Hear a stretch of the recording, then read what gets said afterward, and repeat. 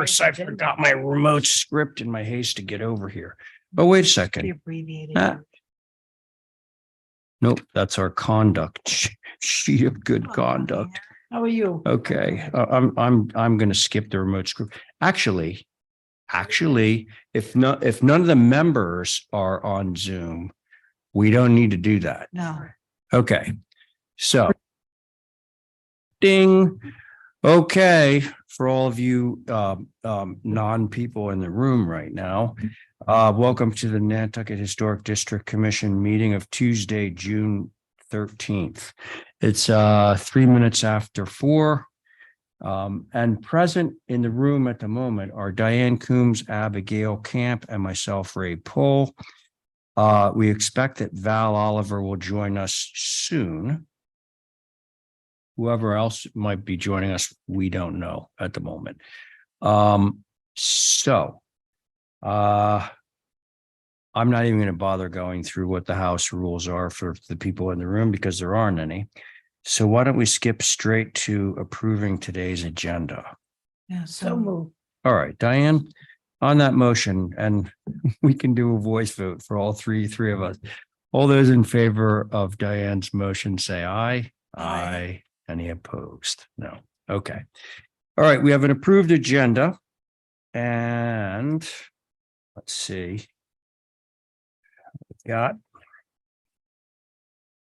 We got held for review, Town of Nantucket. Now, I'm going to guess that nobody is here at the moment to rep that. I am from SMRT, Alex Downage.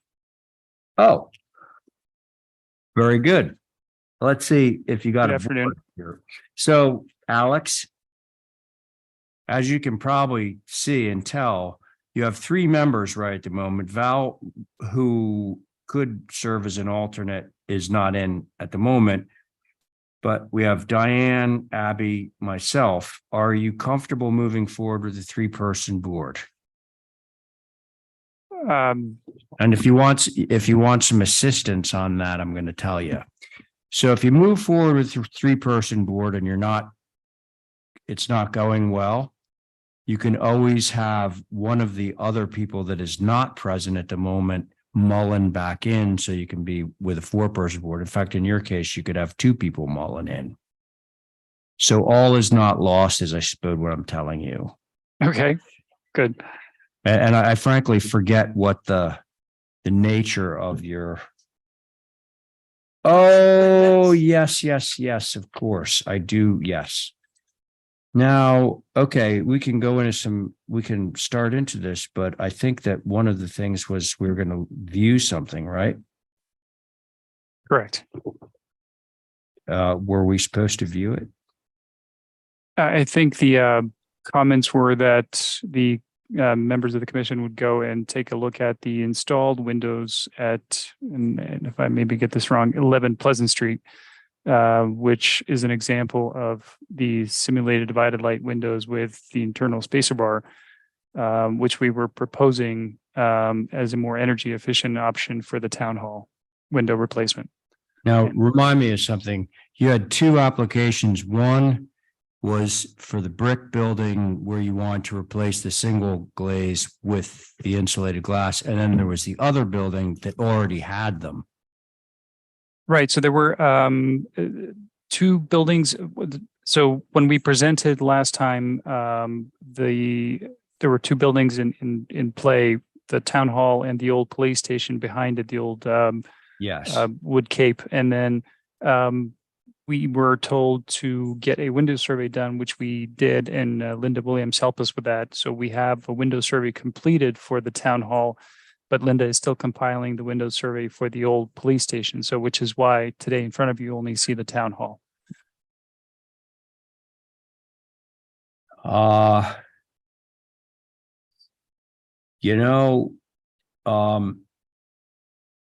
This is going to be a fairly substantive discussion. Okay. It's a large building. It has a lot of windows. It's very high profile. And I think that you would, now that I'm remembering all the stuff, I think that it probably would not be wise at this time to proceed with a 3-person board because you're going to be coming back anyway. That I can, we're not going to say yes to this at this meeting with 3 people. Okay, that's fair. All right. There was one comment, maybe that I think, Mickey, if you were online, you had a comment about the light fixtures in this packet. We had included the light fixtures that we're proposing to replace essentially in kind, and if it looks good, we'll go with that. But I just wanted to run that by you. Oh, are you looking for maybe a partial approval? Is that what I'm? No, just a nod. If it's the right thing to do, it was in Okay, that well, packet. I certainly don't mind looking at that portion of it, but It's so further up to the top, I think. what Yeah. we're doing now is we're kind of officially opening your application. So what that's going to mean is that you will have to have people mulling back in. Do you understand what I'm saying? I do, yeah, but were you not saying that we would have to do that anyway? No, if we don't open your application right now and next week everybody shows up or whenever. Yep. Then they don't have to mull it in because they haven't missed anything because we haven't opened the application. Okay, fair enough. Let's just table it for next week. It's I'm totally just fine. curious because I don't want to hold you up. Are the not the windows, are the lights time sensitive? No, not at all. Nothing is Oh, time sensitive. It was okay, just, then listen, my advice definitely is to hold. We won't open it up. You go ahead, Abby. Remind me of the address that the 11 Pleasant where they have. Yeah, what windows. was the address? Because there's a number of buildings. One of them is the second floor of the Nobby shop. I believe it's 11 Pleasant Street. It was something that the same windows, the Green Mountain windows that we're proposing Oh, were yeah. installed there. Yeah, And Brooke Meerbergen had said that was the address where they have them. 11 Pleasant Street. I myself have not seen the building, but Brooke said that that's where the same windows were installed. Okay, that's good to know. Well, Abby's asking, so I'm sure she's going to go and check it out. I think that's a Okay. It's definitely a residence. Yeah. Okay, so we're really not taking any action or having any deliberation on this application at this time. We'll just hold it till you have more people for the discussion. Understood. Now- Okay, great. Thank you, Alex. Thank you. Holly, Connie. yes, sorry. Is now here. Connie, hi. Let the record reflect that Connie has joined us. Thank you. All right, so we can move along to new business, assuming that we have people to rep these various items. How about 98 Tom Nevers Road? Anybody?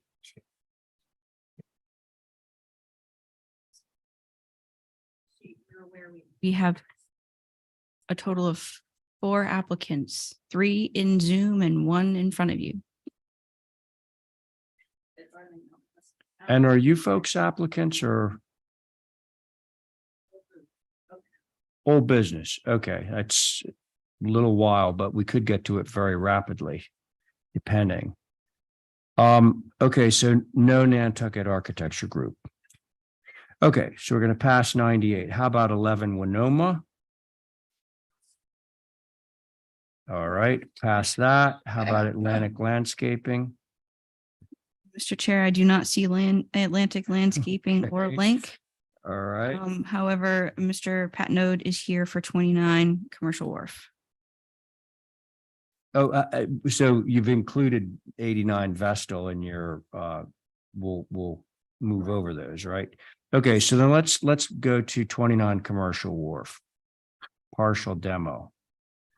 Okay, Okay, let's do that. okay. Good evening. How's everybody? So Dennis Patnode representing Nantucket Boat Basin and New England Development. What you have here before you is a building number 8 on the 29 commercial wharf lot.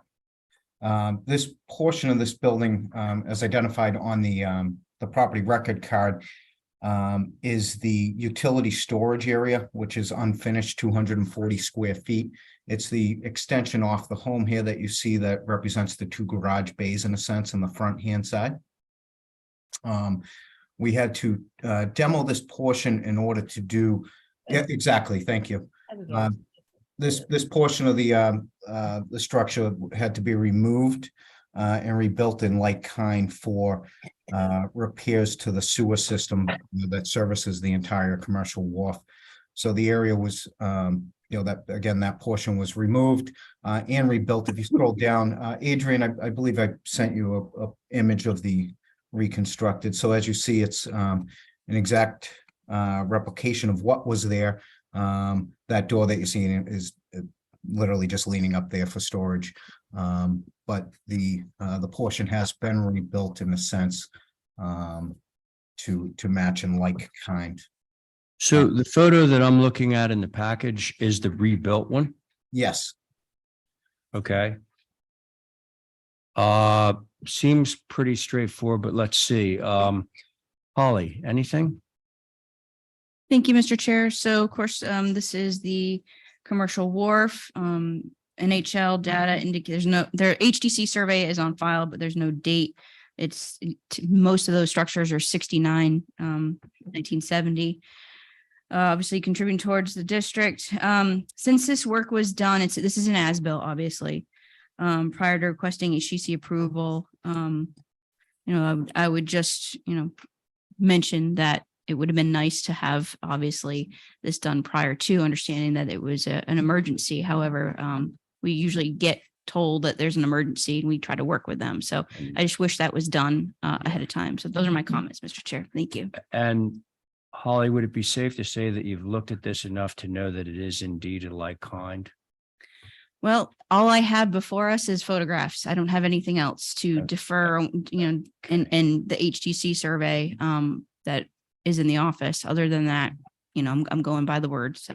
Okay. All right. So the board on this, Diane, Abby, Connie, myself, who would like to be, is Mickey with us? I'm Oh, here. Mickey, hey, sorry. That's okay. We have no concerns. It's simple. Okay, thanks. All right. That's From what the I was board. gonna say. I mean, I would like to say it's too bad they didn't come before us and ask, but what they've done, I don't have an issue with. Yeah, it seems to be pretty consistent with what was there before. Yeah, we did file, there was some mistakes, something within the filing. So unfortunately, we were supposed to be before you a few weeks ago. But unfortunately, something was missing in the packet. I was unaware. So that's why we're here. Well, here we are. Yeah. Okay. Abby, thank you. Diane, anything? No, I think it's what is all right. Okay. I haven't got a problem. All right, very good. Connie, anything? No concerns. All right, I think we can pass this. Can I have a motion? Motion to approve as submitted. Very good. Yeah, I guess. Don't even need to do through staff. It's all done. So all in favor of Abby's motion, please say aye. Aye. Any opposed? That one carries. Okay. Thank So you. a couple things, folks. Some of our members have now joined our ranks. That they would be Val Oliver, Stephen Welch, and Jesse Dutra. Okay. So unless somebody from the 4 applications that we moved across has gotten with us, then we're going to move to the next one where we have an actual applicant. So 14 Hussey, anybody? Mr. Chair, I Yeah. believe that Andrew is your next in line on the. Andrew's queue. literally the next in line. We don't have, Oh, you're not oh, yes. you mean Okay. the 22 Easton Street? So you're going to 4 Underhill's, the only one right here. I'm sorry about that. Okay, then if you're holding all 4 of your new business applications, then now that means that we're on to old business already. Correct. Oh, and there you are. First on old business. Ta-da.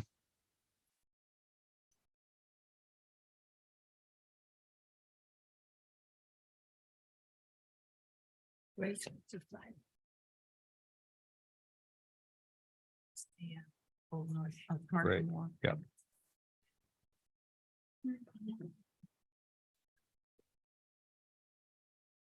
You send that down to Connie? Yes. Thank you. Okay.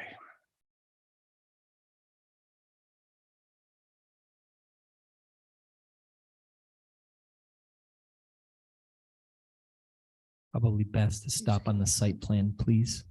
18, I think it's sold for the last time. So last I was in front of the board for the whole project for the main house, the shed and the garage. All the structures were approved except for the garage. The board's primary comment was that previously I had the front face of the garage in line with the front of the house, closer to the street. And the board had suggested that we try to push the garage back off the face of the main house, so it's set back from the street plane, which we have done. The site plan has subsequently been approved by HDC with the garage in this location. In addition to sliding the garage back, we made all of the windows smaller. The board had also said that the windows were slightly out of scale and too large for the structure. And additionally, we removed the second floor deck that was facing the interior of the property and replaced it with a pergola to match on the house. And those are the changes. Okay, so let's see how you're doing with your board. So I'm here, Steven's here, Diane's here, Val is here, Carrie is not, and you've got no alternates, so that would mean a 4-person board. You good? I'm good. Good, okay. That would be you then, Holly. Thank you, Mr. Chair. So again, this is a infill within an infill subdivision outside the OHD. Appreciate the revised location, obviously more appropriate and appreciative. The garage, I do feel is still a little bit of a nod to John, a rocket ship. The dormers also should come off the ridge as indicated when building with Nantucket in mind. I wanted to bring the attention to the commission about the amount of glazing that's in the elevations. I think that should be checked. I don't think that comes, Glazing? the glazing, it Okay. does seem a little, the percentage. But I would love to be told otherwise. And those are my comments, Mr. Chair. Thank you. Thank you. And is Rob on? Rob will not be attending this evening. Okay, so therefore no comments from Sconset. Okay. All right, board members, I think it's to you. Who would like to begin discussion? Thank you, Val. I appreciate the changes. My only concern is I thought that the shed roof grounded the dimensions of the building better than just a pergola. That's it. Okay. So you'd like to see it come back? Yeah. Okay. Let's see. Thank you, Val. Stephen, you ready? I agree with Val. Okay. How about you, Diane? I do also. Also. Okay, sounds like we might want to get that little element back. What do you think, Andy? I think that's fine. I'd also, just based on Holly's comment on the south elevation, I will get rid of the middle window on the first floor. I don't need the triple mold unit. South elevation. Get rid of the oh, middle Yeah. unit Yeah. that would and be then my bring it thought. back with the second floor deck. Is okay? I prefer that.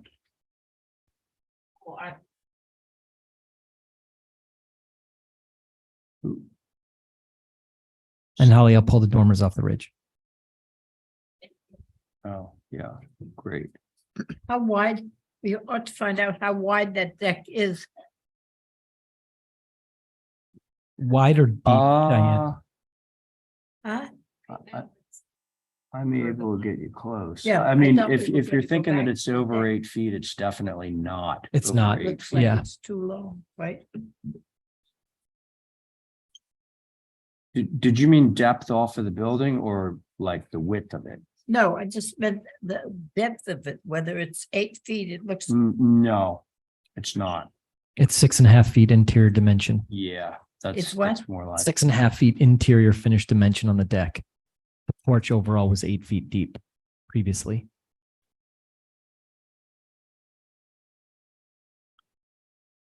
So the deck on the second floor is 6.5. Yeah, that's Okay. good. Because this says it was 10. Oh, where do you see that? West elevation of the garage. That's the pergola. That's the pergola. Oh, yeah. No, we're talking about going back to the previous, Yeah, oh, okay. which was not No, quite I- as wide. Through you, Mr. Chair, just to qualify my concern. Hmm. It was merely to have the shed roof. I think if we go back to having a deck, then it increases the fenestration again, which was the concern. Right. So I think it should just be the roof. Oh, okay. What do you think about that, Andrew? I think that's fine. All right. We love it when people are agreeable. All right, so it sounds like maybe this could get approved with a motion through staff to reinstate the porch element. 8 feet deep without the second floor deck. Right. Sound good to everybody? I think the middle window. Oh, right. Yeah, I'll make that motion. there you go. So, good, there was one more thing. Oh, right. Correct. And that's part of it. Do you Through want me to staff. restate that or it's okay? Yeah, just for the Okay. record. To bring back the porch element, no second floor deck, bring the dormers off the ridge and to eliminate the middle window on the south elevation, first floor. Perfectly worded, Val.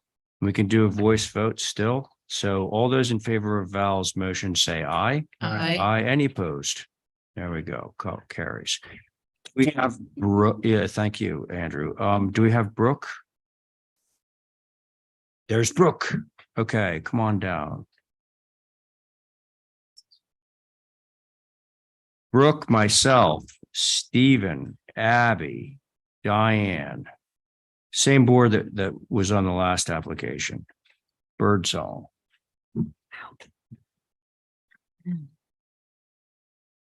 Ah, yes. Good Yes, afternoon.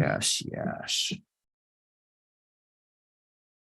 If I could introduce ourselves, I'm Don DiMichele and my wife Darlene, and we're the homeowners. I Very just good. wanted to have an opportunity to talk with the board. Sure. Okay. You want Brooke to go first? You're gonna do all the Either- heavy either lifting? one. We can- My only point here that I wanted to make clear is that one of the sticking points was the deck on the back, and at the request of Mr. Welch and the rest of the commission, I pulled that off so it wasn't going to confuse the issue with the rest of the hardscape.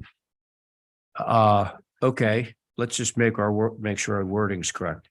You literally pulled it off No. or Off the plan. It's off the off the plan. plan? Yeah. Okay. And that would be something that we would Okay. pursue with a different application at a later date. Understood. Yeah, that's kind of where we were last time. Thank you. So we don't have a lot of pieces of hardscape, so if I could just go through them and explain why. First one is the driveway. And it's a two-car driveway, white shell with some border in front. And white shell is what's in some of the driveways in the neighborhood, and also our next door neighbor, I believe, is white shell. Secondly is a fence between the end of the driveway and the actual lawn area beyond that. And we have it as a 4-foot fence. I understand you had a concern about it being a 4-foot fence. So more than willing to make it a 3-foot fence if that's what makes sense for That's you. on the plan. Is it now? It's a Yes. 3-foot. Okay. It's 3 now 3-foot picket right now on the on application. the application. Okay. Okay. Then if you, there is a 10 dry stack wall. It's a retaining wall, but right at the end of the garage that goes around the grass area. And it's there because we dropped from 59. Let's see if we can get it. You dropped from 58 to like 56. So it's there to hold, and the highest point you'd see it would be probably 24 inches, no higher. And probably drop down to something like, or drop up, going up and be a little bit lower. So it'd be maybe 8 to 16 inches and over to 24 inches for the wall. The fourth item is the pathways to both houses. So the pathway to the main house on the side door and the pathway to the guest house on the side door.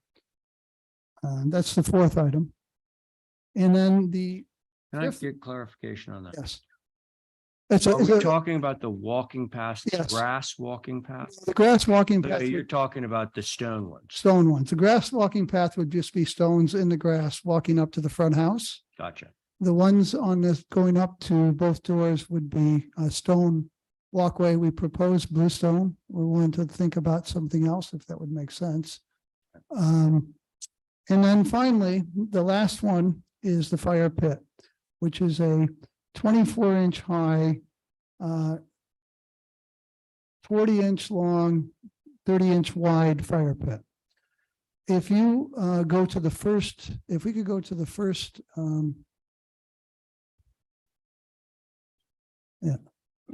right there. So if you're standing on Angola and looking up, the fire pit is actually 29 feet from the edge of our property. So when you go back 29 feet and you look at what you can see, it is impossible to see as low as 24 inches from anywhere, because the angle is such from 6-foot person on Angola looking up to 29 feet into our property is well above the 2-foot line. So we're asking, it will not be seen, but you're looking here at this. If you also look at the landscape plan, there is hydrangeas in front of the retaining wall, and there's hydrangeas after the retaining wall, which are going to be 2 to 3 feet. So it will not be visible from those streets. So that's why we're asking to get the fire pit, because we don't see the visibility as being an issue. Because we do have, let's see if there, yeah, so we have plantings around the stone wall. You'll see it says plantings, those will probably be hydrangeas. And then in the front by the fence, there'll be plantings, which would also be either hydrangeas or other forms of planting. So I'm at a loss to understand why people say we'll be able to see it, because you can't see it even now. But if we put the plantings in at 3-foot hydrangeas, there's no way you're going to be able to look up from those streets and see them. Okay. And also Sarkeesians. Yeah. We've also there's also 2 buildings that are going to be constructed, and I think they're before We're you. well aware, Okay. well aware.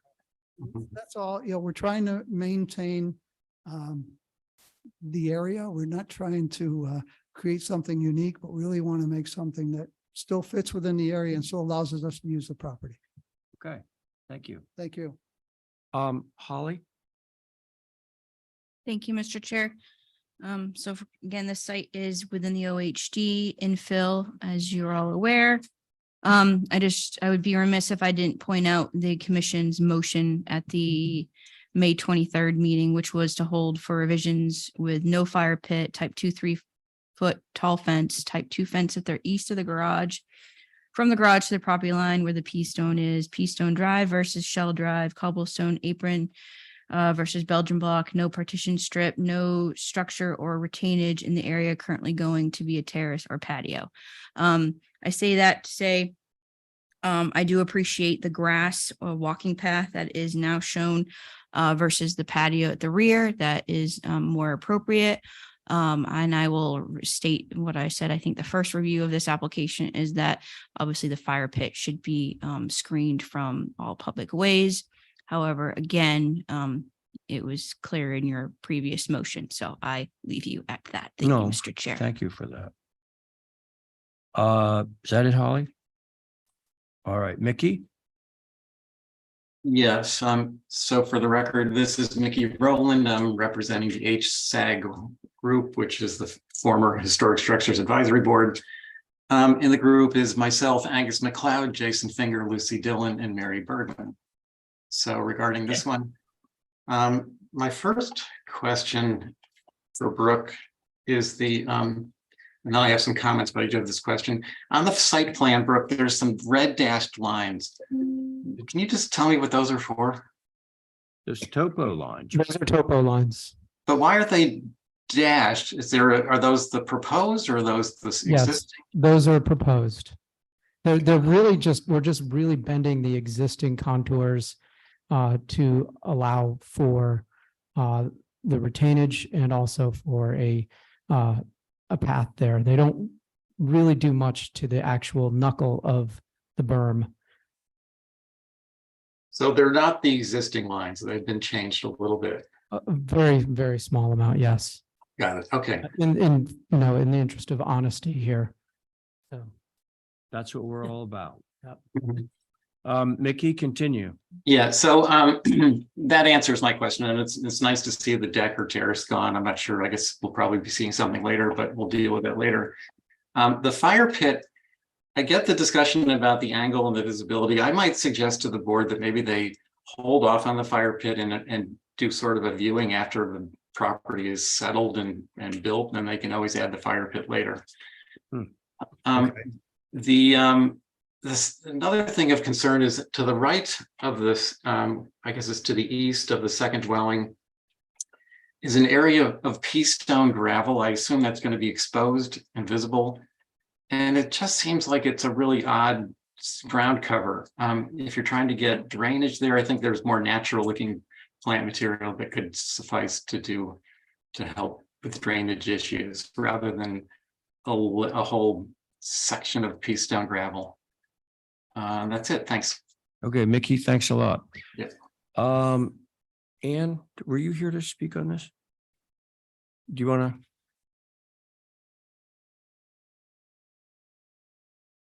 And Thank you, staff- Mr. Chair. Sorry, Ann, if could you just let me know if there's anybody on Zoom with a hand raised or anything? All right, thanks. No, okay, go ahead, Ann. Thank you, Mr. Chair. Ann Duez, 5 Mill Street, representing our Mill Street area neighborhood group.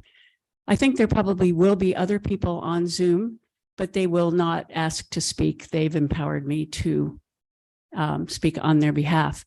We met with Don DeMichele, the owner, who you've just met this morning. Joan Taylor and I met with him, and to discuss to have an interchange about what our neighborhood is, what we've been doing for the last 7 years in our neighborhood to try to retain the historic Quaker rural feel of the neighborhood, and for Don to try to explain to us, kind of what his objectives were.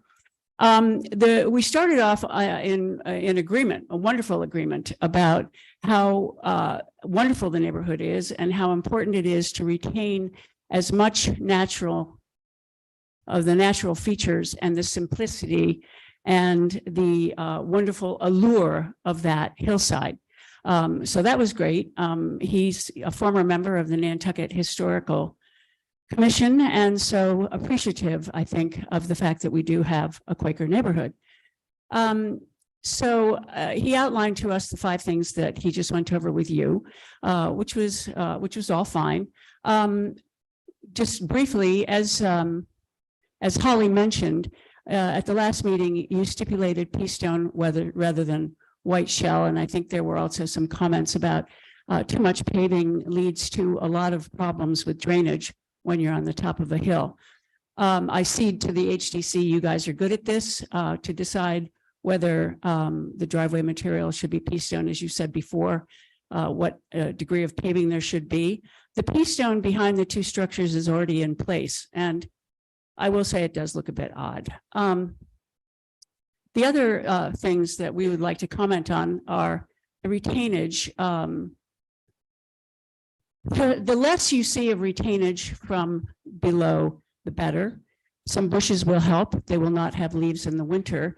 But what we would like to suggest is to straighten that curved edge that looks out over the Ponyfield and the whole Mill Street area, which would solve 2 problems. One, that it's kind of odd, and number 2, that there would be less grade to deal with in terms of retainage, because that little apron going out goes downhill. So by definition, the further out it goes, the more retainage you have. The fire pit, we completely agree with the HDC that it shouldn't be there. We have 3 specific objections. One is visibility is not a function of the unit itself. The visibility is a function of what you see at night. This is going to be used at night, everybody. Let's just remember that. And, you know, it'll make a glow. You'll see flames.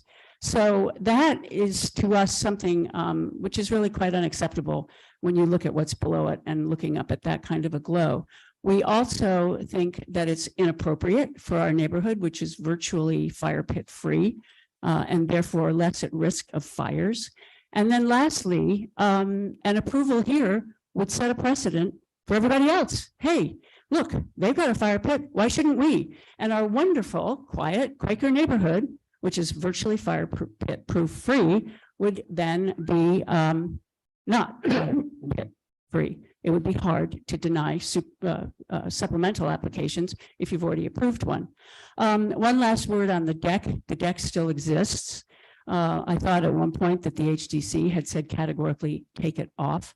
It was unclear. I listened to the meeting again, but it's well, we'll talk about that at the next application if one comes in.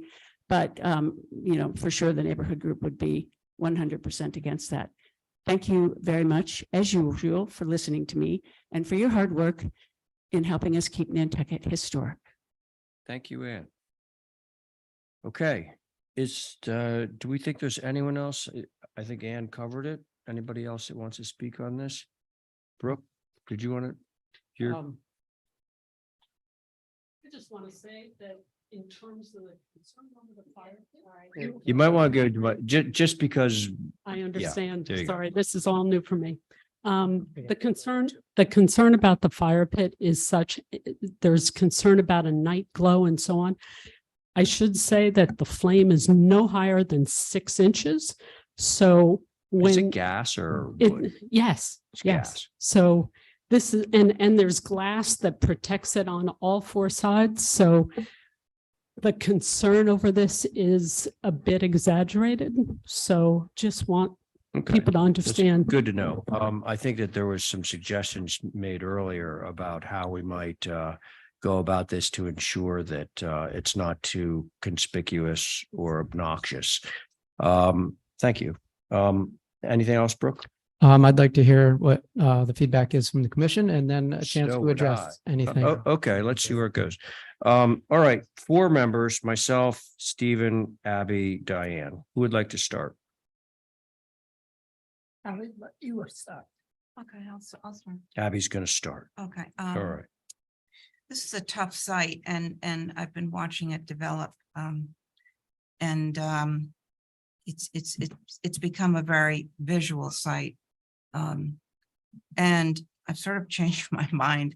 I think the grass, what I would prefer to see now that I know that there are 2 houses below. I think we need some deciduous. There are 2 houses that aren't there yet, but we're reviewing them now. Right. That's what you meant, right? Right. Yeah, okay. Yes, Go ahead. what I saw. You just said there are 2 houses below. Oh, sorry. No, I'm imagining. Yeah, So what I think is best is that we have some kind of trees in between, so it doesn't appear as, you know, building on building. oh, am I- yeah, she's I'm on. on. You just need to Sorry. get closer to the Okay, mic, that's all. so, I think maybe the grass walking path is okay, but I think in addition, we need vegetation to screen some, so that right now it looks like a bit of a stage, like you're looking up and you see sort of.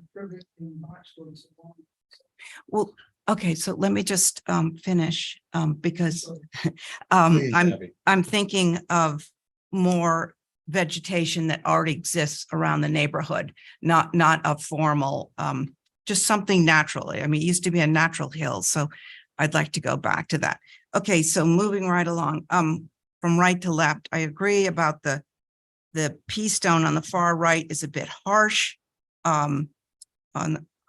Contrarily, I would prefer to see that instead of the white shell, because a couple of things are happening. There's a drainage problem, and when there's a drainage problem with white shell, it ends up going all over the place. And I think the pea stone would be a better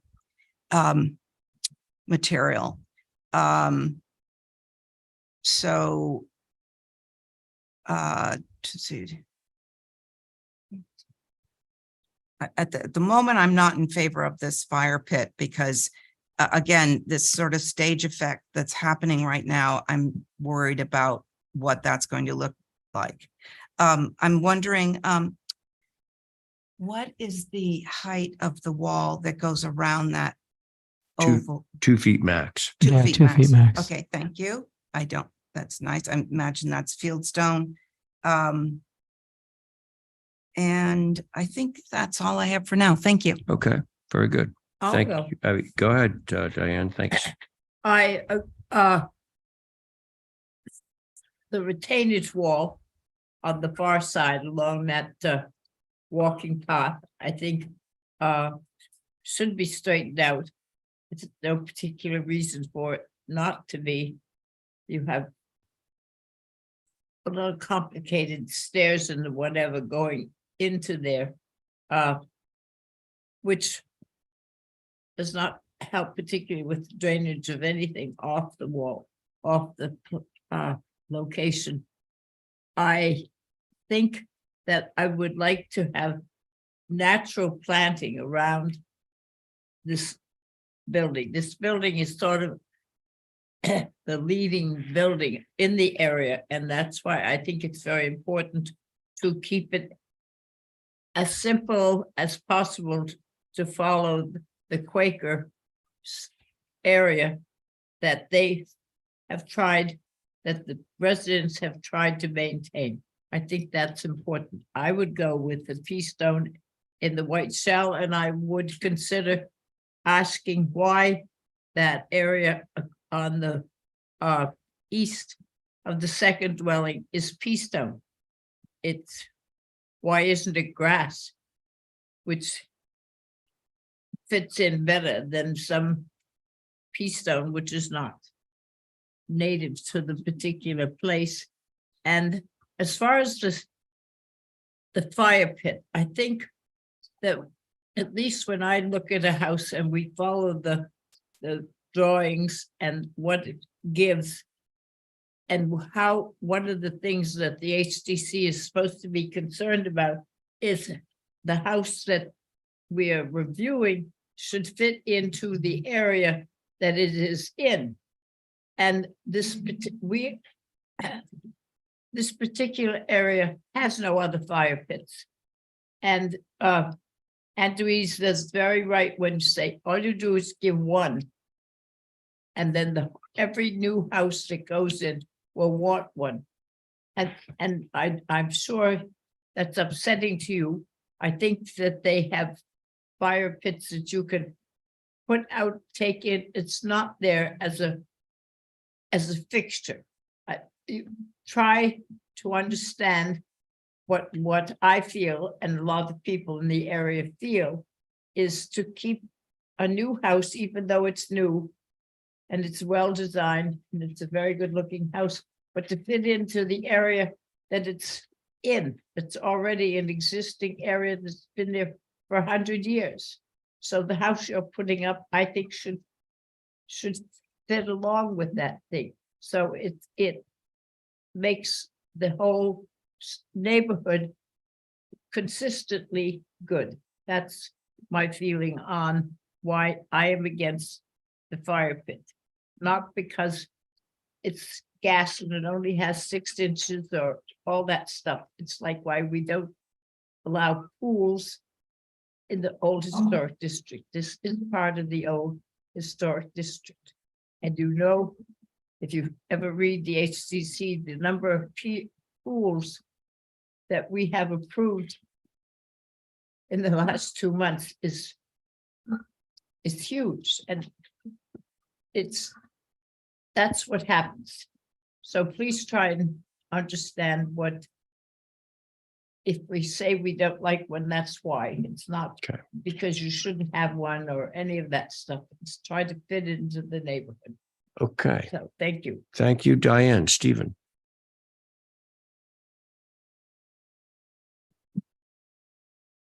I think we should be cautious about suggesting that the fire pit could be an appliance, whether that's not what we meant or otherwise. HTC doesn't have control over appliances. I have my own little speech on that one. I'll let you have it. I'm not sure about the fire pit. I think if anything, it would need to be recessed into the grade. That could create some problems for you though, with respect to the manufacturer's instructions for safety. But in Japan, you know, you can go right up to the edge of a cliff and there's not a railing and they seem to be doing okay. I'm not concerned, excuse me. I'm not concerned about the pea stone gravel on the far right side of the site that's hidden behind the garage in the second dwelling and I presume is there for drainage. Thank you. And I also understand that that was going to be behind a type 2 fence from Birdsong Lane. The White Shell Drive, I think that the pea stone is what we discussed and approved the last time. And that was based upon the idea that it helps that parking area blend in with the grade. It's a natural tone and that is considered and referred to as native stone, by the way, when you pick it up at the yard. On the rear of the structure, no one's spoken about this. I think it's probably the biggest issue here is the grade change. This elevates the grade a couple of feet along the back. And that's problematic. So as opposed to focusing on some of these other things, I think that's probably a good place to focus. I'm against the concept of raising that grade. If anything, the steps should be increased down to the walking path. I have no issue with the shape of the retaining wall. It's an organic shape. We often lament the fact that things are rectilinear. But I do have a concern about the grade being raised. It just adds, if you will, insult to injury on this site, given its height and giving the neighbors what they're going to be content with. There's not much grade space to be planting anything of significance with respect to natural planting due to the proximity of the structure to the rear lot line. But I think it would be beneficial, certainly can be part of this application reasonably,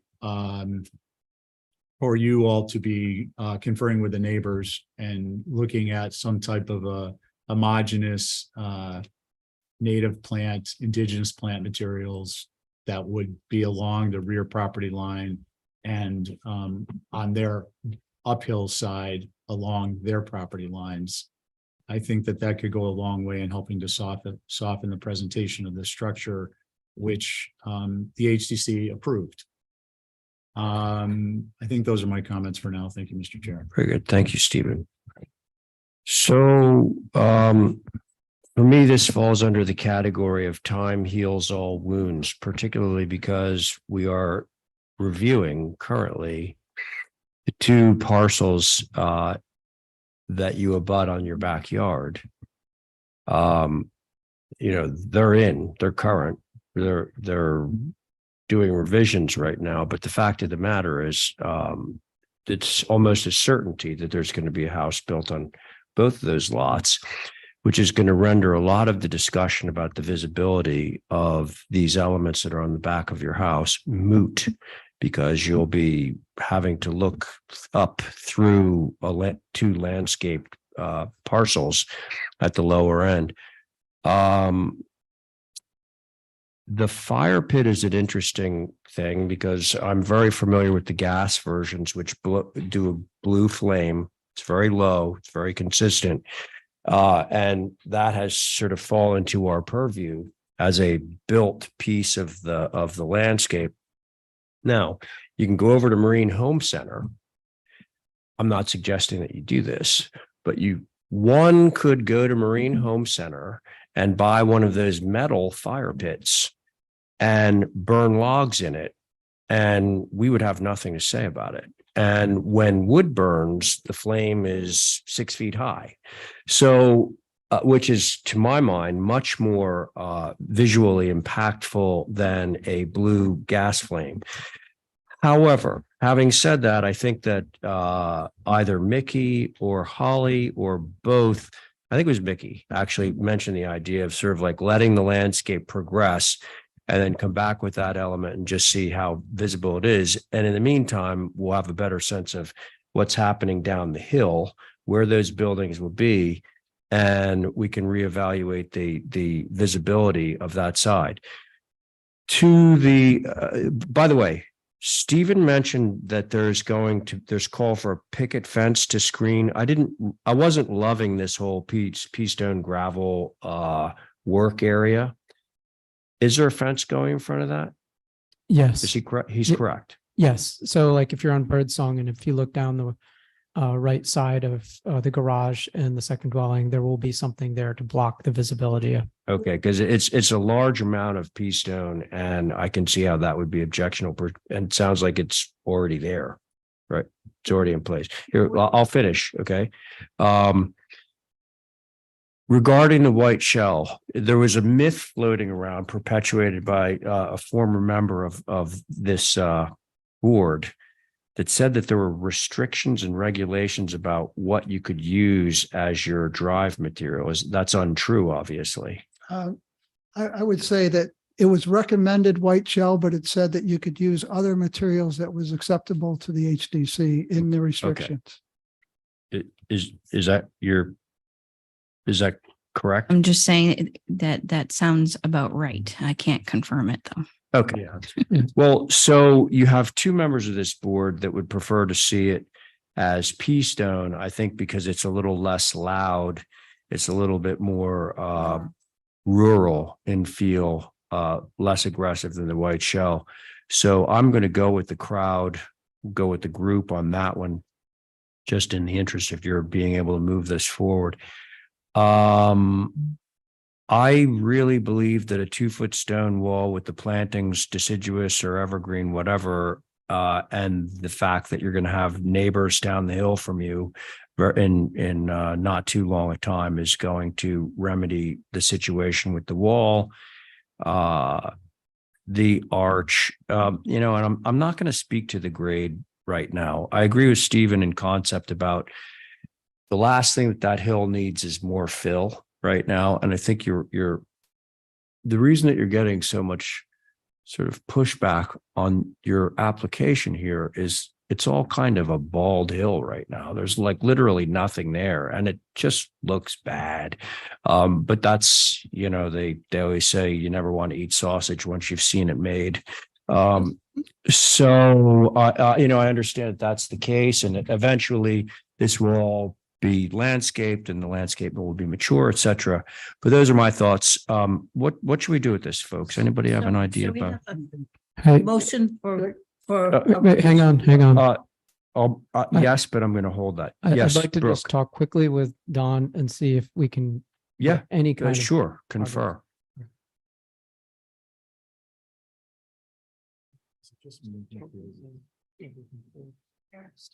Yes.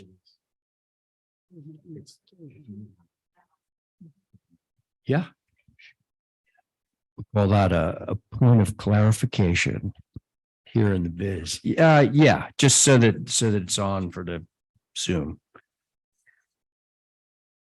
I've read the homeowners association agreement many, many, many times, practically have it committed to memory.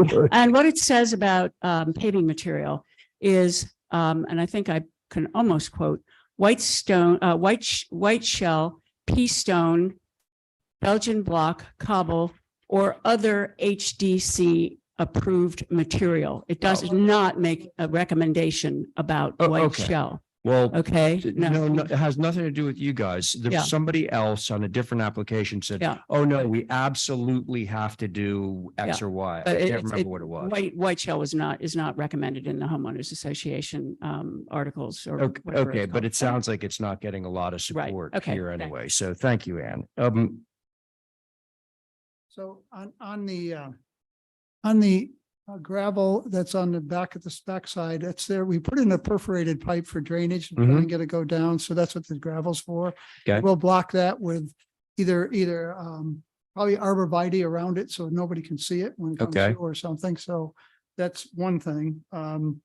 We'd be more than willing to plant natural grasses on the edge of our property that are more consistent with the neighborhood, someone could tell me which natural grasses you want us to plant. I will say that the side on North Mill Street, that hill will be all called the same field grass that's in the pony farm. So we're not going to make that grass. It's going to go up to, 12 inches or whatever it is and be blowing in the wind. And we might cut it once a year or twice a year, but we intend to make that consistent with the road that has across the land bank, we have the grass and it'll be the same as down below. So we're not trying to change that.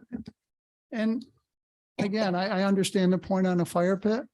I think, to the extent that we wait till it's done and then take a look at it, might make some sense. I mean, I don't want to go buy a burning one. I can, but I think it's worse for the neighborhood. than if I had to guess. As I said, I wasn't suggesting this in your case because frankly, this is moving in the wrong direction. But I mean, I'm making, my point is that one's under our jurisdiction and the other one does not seem to be. And I think, I'm sorry, we're playing musical chairs here. Yeah. Just one other point is I agree with Stephen is everything seems to have very sharp edges and we wanted something that felt a little bit softer. And hence we created this oval sitting area. So we would like to keep it the way that it's shown as opposed to the straight line that's been suggested in the meeting. Understood. Thank you. So there is a motion on the table to hold for revisions, and among those revisions, I would suggest elaborating on the planting that's going around, where we're just seeing topo lines right now. I have an additional comment. Yeah, sure. On the motion. So yeah. did we second the motion? So I'll second. You the motion second, for yeah, discussion. go ahead. So, we're getting into the plant materials. If you look at the site plan, the 3 trees to the leftmost portion, those are problematic for a couple of reasons in this particular scenario. One is, in order to plant those and have those live, you're going to need to create a well with retainage. Those wells are going to be atypical to the area and they will only accentuate the nature of the grade by virtue of the fact that you've cut a vertical plane into the grade, and it's going to have to be fairly robust around each of these trees. For that reason, I would suggest that these would be relocated towards the base of the hill and maybe supplemented with an additional one. So you've got one on each corner. Excuse me, I want to please finish. We did get elected so we could actually speak our minds. So it's nice to actually be able to do that once in a while. So I think those trees, to the extent there's not something existing, I'm not aware of anything existing on that hill. I've been by that house a couple of times. The grade in that area has changed pretty dramatically, in part due to the course of construction. And I think ultimately anything that's planted should be at the base of the hill. It doesn't need to be a significantly tall structural type of a plant. Referring to the architectural sense of a tree, more like Ellen's Way, where I think there's a myrrh maples or something that are lower. And what they're basically doing is creating a visual block of the upper portion of the hill. What that also does is it reflects what was there before, which was dense brush, bayberry, arrowwood viburnum, things along those lines. And it will soften that hill. So I did want to take the opportunity to mention that. Stephen, That's it, Mr. Chair. Can I ask you a question about what did you mean by the base of the hill? North Mill? Down the hill is towards North Mill. Yeah. Yeah. Because anything you plant in that hill is going to cross, at least if you just look at the drawing, it's going to cross basically on average 4 grade lines. So a 4-foot height. And if these are 2-foot increments, which I believe they are, it's going to be an 8-foot difference. No, 1 foot. Oh, because on the rear, it shows a 56 line and then a 54 line immediately adjacent to one another. So I presumed it was 2 foot. So on the front, it shows 1 foot. So whichever it is, the point is that there will be at least a 4-foot well style behind each of these on the upward slope. And I just think that that's highly atypical. And I hope the chair isn't contagious.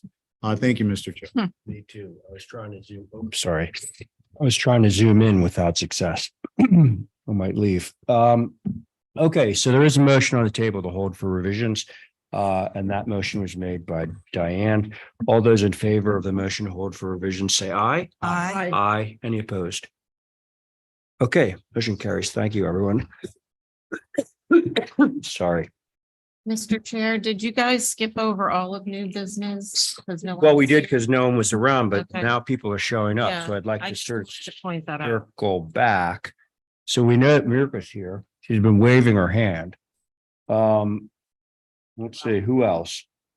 Let's hear. Ethan's here. Oh, Ethan's here. And So your eyes actually, in the queue Ethan- as well. Ethan, you're before, oh, I just, I put in a fisherman's friend. Thank you. Oh. But don't worry, I'll get to this later.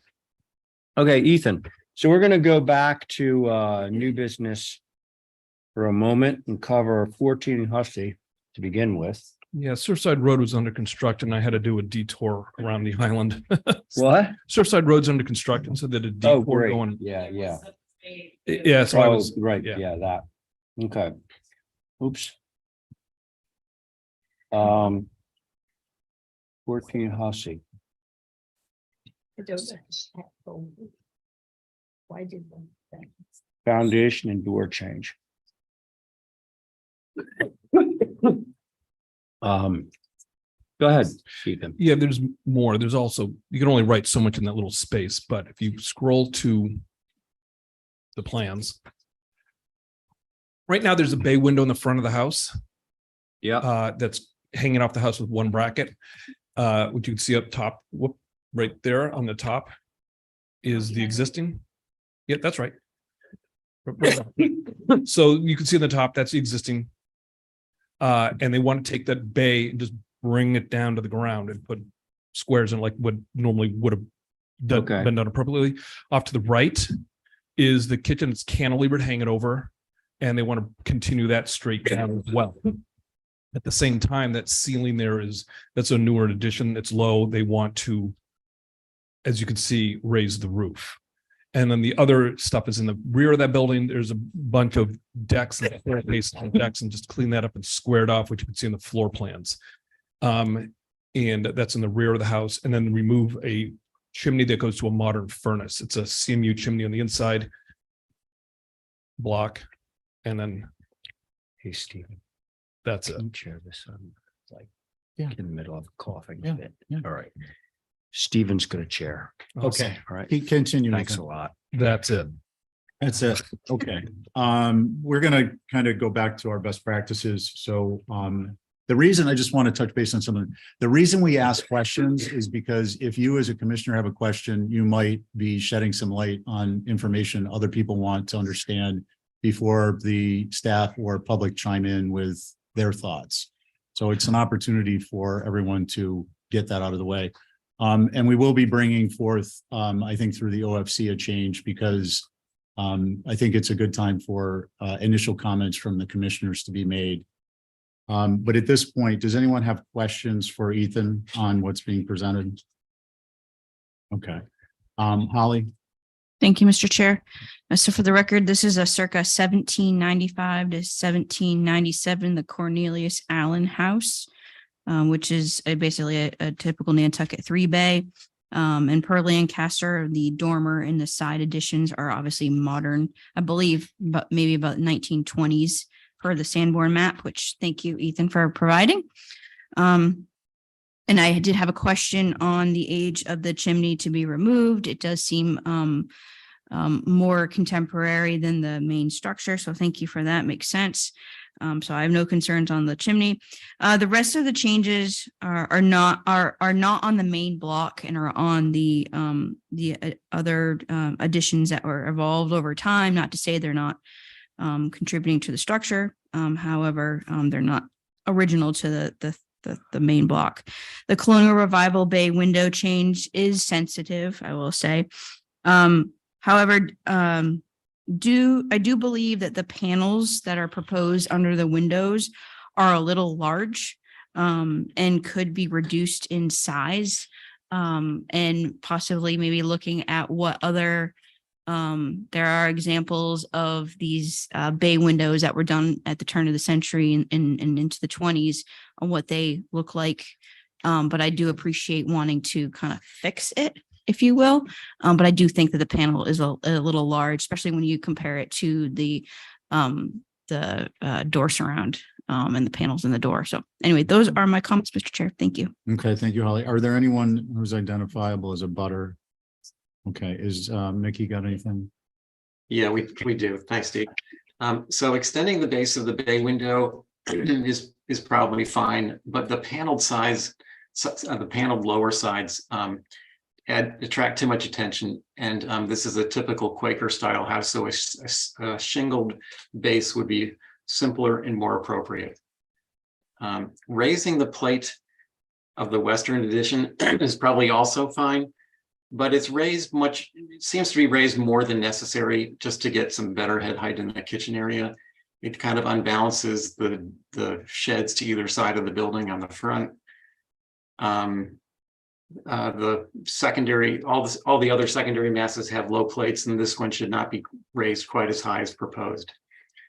The net effect of raising that plate as much as it is eliminating a second floor window in the western facing gable. That leaves a kind of a void of shingles. There, you could easily put a smaller window back in that spot. And in fact, if you lower the plate of the addition below, you provide more room to put a larger window there. The secondary chimney, the age is questionable. If it's, it could be pretty old. If it is, I think it should remain. It's a part of the character defining elements on the building. And just in general, the proposed changes are pretty subtle, but they remove some of the old quirky elements that add interest to this house. An effort should be made to alter the house as little as possible. And that's it. Thanks. Thanks, Mickey. Who would like to begin? I will.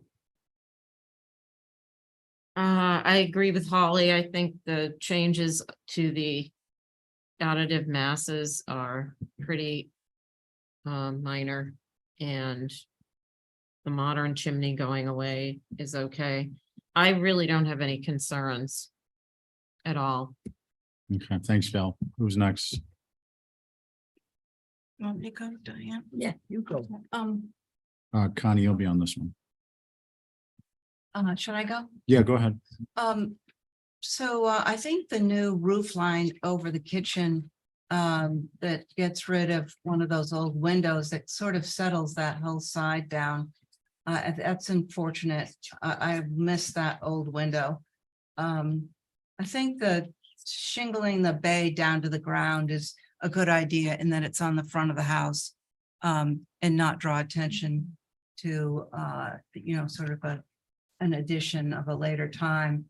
I sort of will miss that old sort of funny looking chimney. So I would like to see that remain.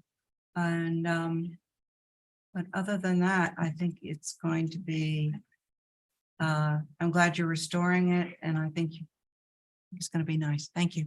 Thank you. Diane? I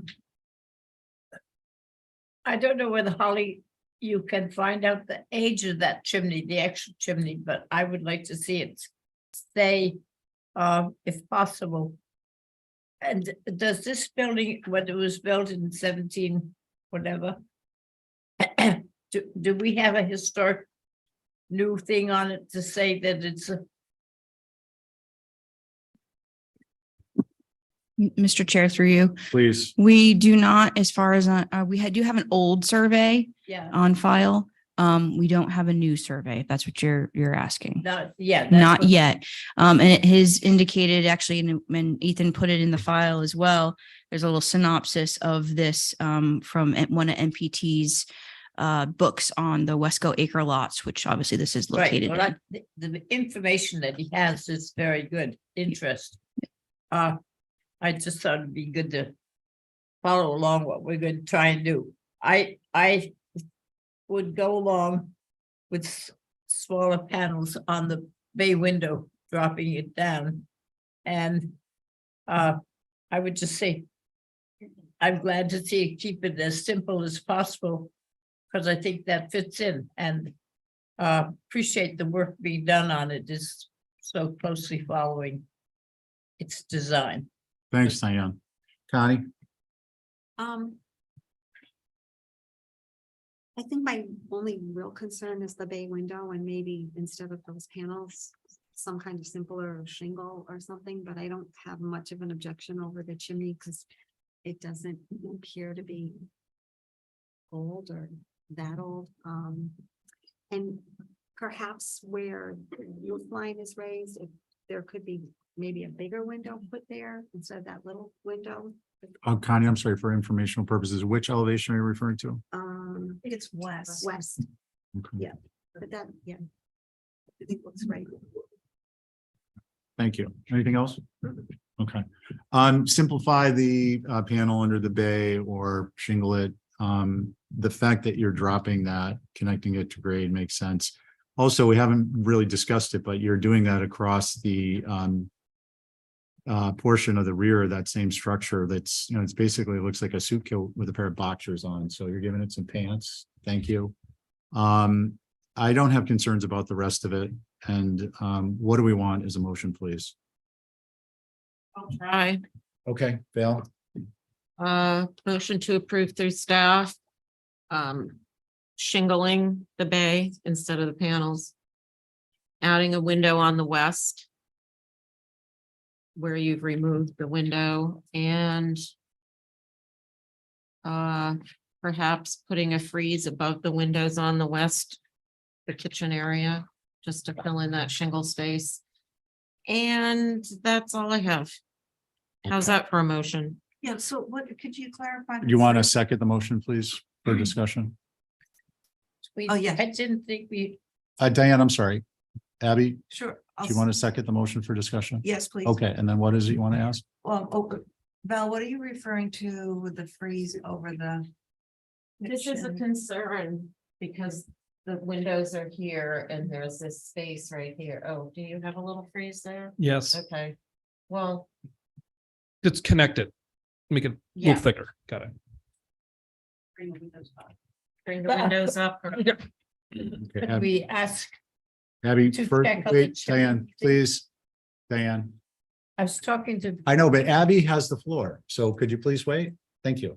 So. Is that answer your the- question or So no? the windows go up to the freeze? Okay, Yeah, no shingles in between. okay. Thank Thank you. you. Diane? I just was asking Val if she might add to her motion that he consider the age of the chimney, It's modern. the second chimney. Oh, Mr. Chair. Hold on a second. Yep. So that's the point Diane liked to make. And then Holly? I just wanted to mention that Ethan has mentioned that it has CMU blocks with that chimney. No. So it is a little more contemporary. The age was asked and answered.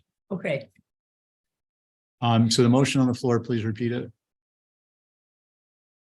I'll okay. start you out through staff. Bay. To shingle below the bay instead of the panels, which is safe. Add a window. Add a window on the west and move the kitchen windows up so that they abut the freeze. That's my motion. All right, all in favor, say aye. all right. Any Aye. opposed? Okay, that carries. Thanks. Back to you, Mr. Chair. Okay, thanks, Stephen. Okay, Mirka. Paul Jones. Paul Jones. Good evening. Hi. So this is new business. New business, and we have your full board, so that's it. Thank you. You might have remember I was in front of you. I had this application in front of you a few weeks ago, but it was just confusion about the board. So I just refiled to had a full board without anybody missing. So I just want to reiterate, this is the spa which was approved in May of last year in a size 10 by 12, 10 by 15. It was reapproved in December of last year because the change of the size. So we were kind of caught in the middle of the building approvals and the articles came up and we had to change the size of the spa to, after the last town meeting, to 100 square feet from 150. So we reduced the spa to the size 8 by 12.5. In addition to obey the 10 feet setbacks, which was another article approved in the past of the 10 feet, we had to rotate it as well. We had to rotate it so the spa would not slide in the front of the building. So in all is the similar application, the pool what was approved. In a few weeks ago, there was a concern about the amount of hardscape from the pre-approved. So I did a calculation. It can be seen on the second page, and just kind of reiterate, we are reworking the same walls, bluestone patio, and redefining the garden. So the design principle didn't change beside the size and rotation. But for the square footage, I highlighted, so the approved hardscape, including with the spa, was around 530 square feet for the pool, and then another 200 square feet of the bluestone in front of the main door. We practically eliminated the front door hardscape to change it to the more like a garden path, so it's more green and subtle. And the pool patio itself, it's approximately, right now, it's the smaller than the original approved, like 20 feet. Got it. So, and I guess that's it. The material selection, we have a bluestone, which was approved. I stopped trying to push for a granite. We'll stick with the approved bluestone. The material of the stone wall would be too much existing.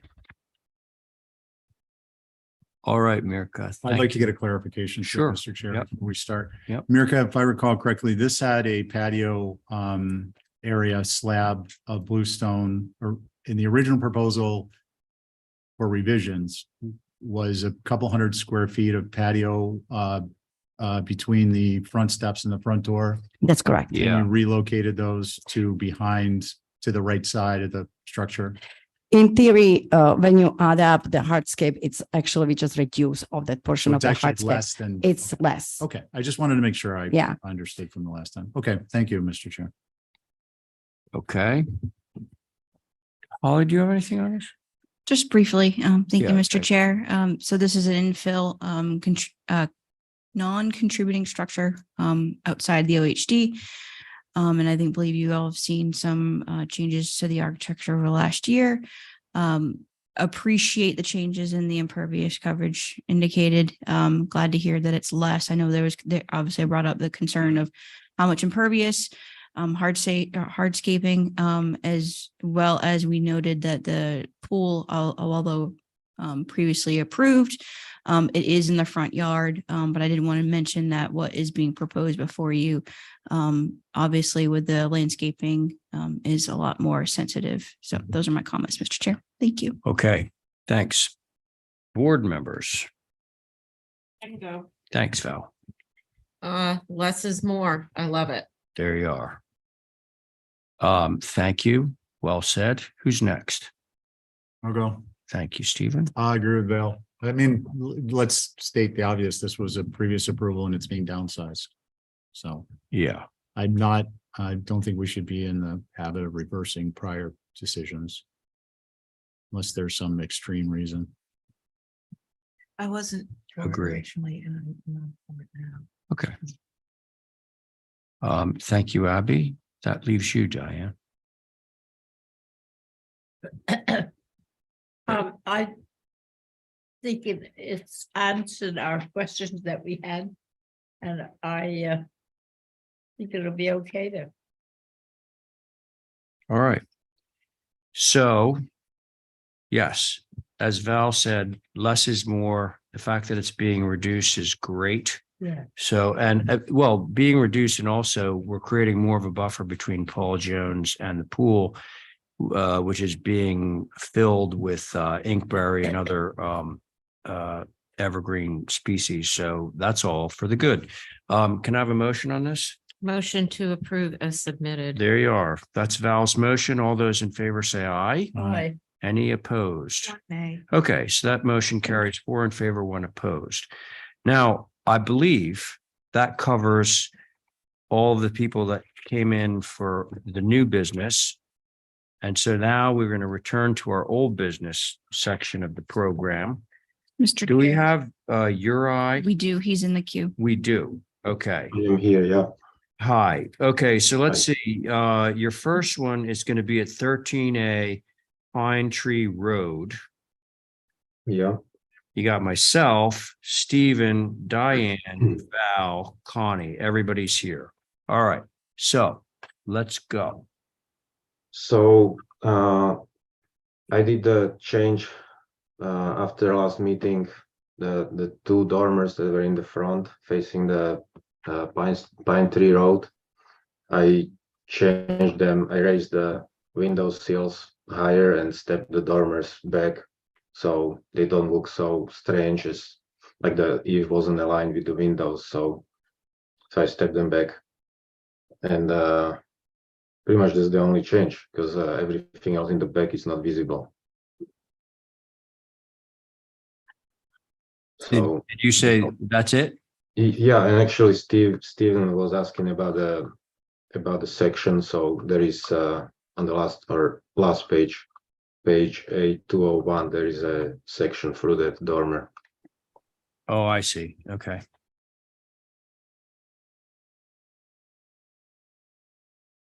All right, folks, there it is.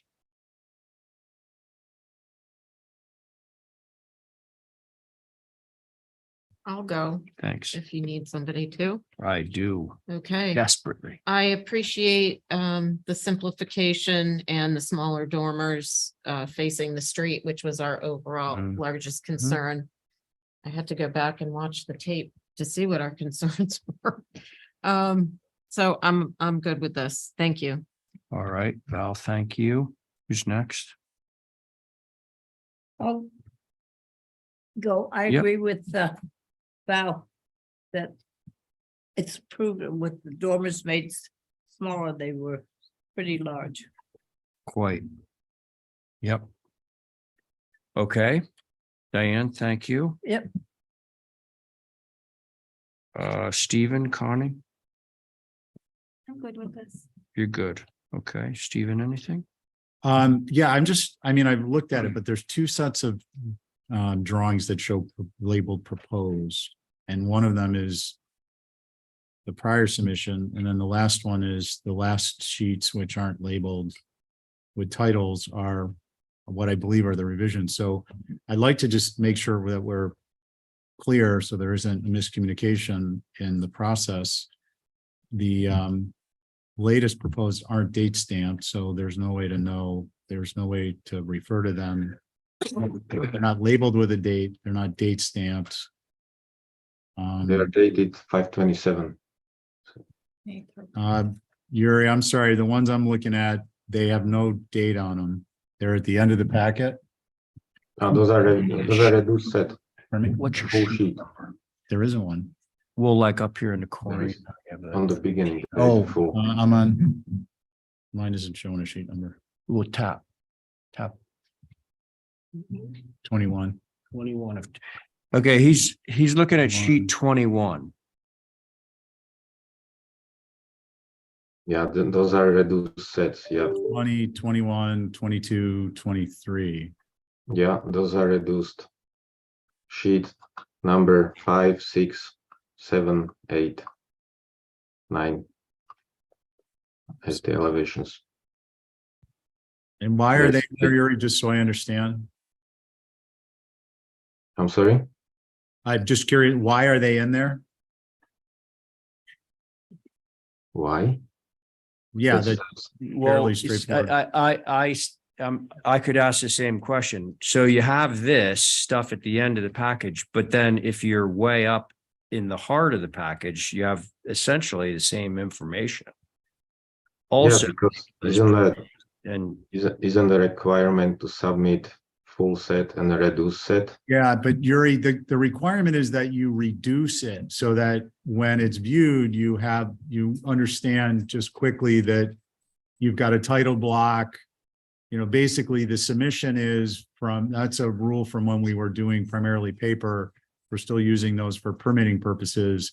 So you don't reduce an excerpt of the proposed and submit it without a title block. You just reduce the 24 by 36 sheet to 8.5 by 11 so that it's still identifiable as part of the original packet. You understand what I mean? Yeah, sure. Yeah, I mean, Yeah. I can do that. That's No all. problem next Okay. time. Yeah, I just wanted to make sure I understood what was in it. Other Yeah. than that, I think that the header should be buried in the top plate. But, Oh, I'm not terribly- missed that. Is it not? Let me check. no. You zoom in, it looks like they. Where is it? Well, that eliminates the head casing. Yeah. Cause he's got a soffit, he's got a fascia above the soffit, he's got a frieze, and then he's got a head casing. Uri, you know what he's talking about? And Yeah. it doesn't reflect that. You know, and frankly, it'll make your windows a little bit bigger. And it's what's shown in the section. Yeah. So Yuri, the elevations don't track this section. We just want to get rid of the freeze board. Yeah, I can get rid of it. Well, get rid of it by moving the plate down. Okay. You know what I'm saying? Okay, I can move it down, yeah, a few more inches, yeah. Okay.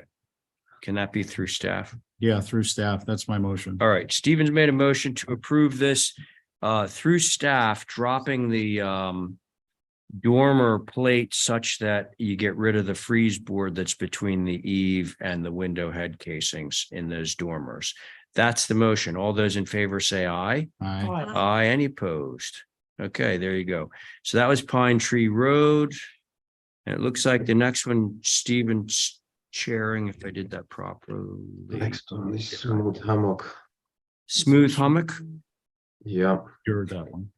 so we'll actually have the same issue here because I submitted the application the same way. So the page is from 5 to full set. 12 is the full set with all the dates and all the information. The rest is reduced. So what I pretty much changed the whole design after the last meeting where we moved the house further forward with the parking in front of it and did pretty much 3 masses, like a main 4 bay on the side, and then step down to the left with the front porch. So it's completely changed design from what it was. Hopefully this will be more approvable. I don't know if I should be going through all the details really, but it's completely new.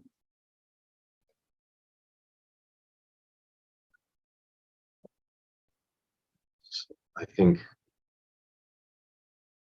guess that should be. I'll let you look at it and see what you think.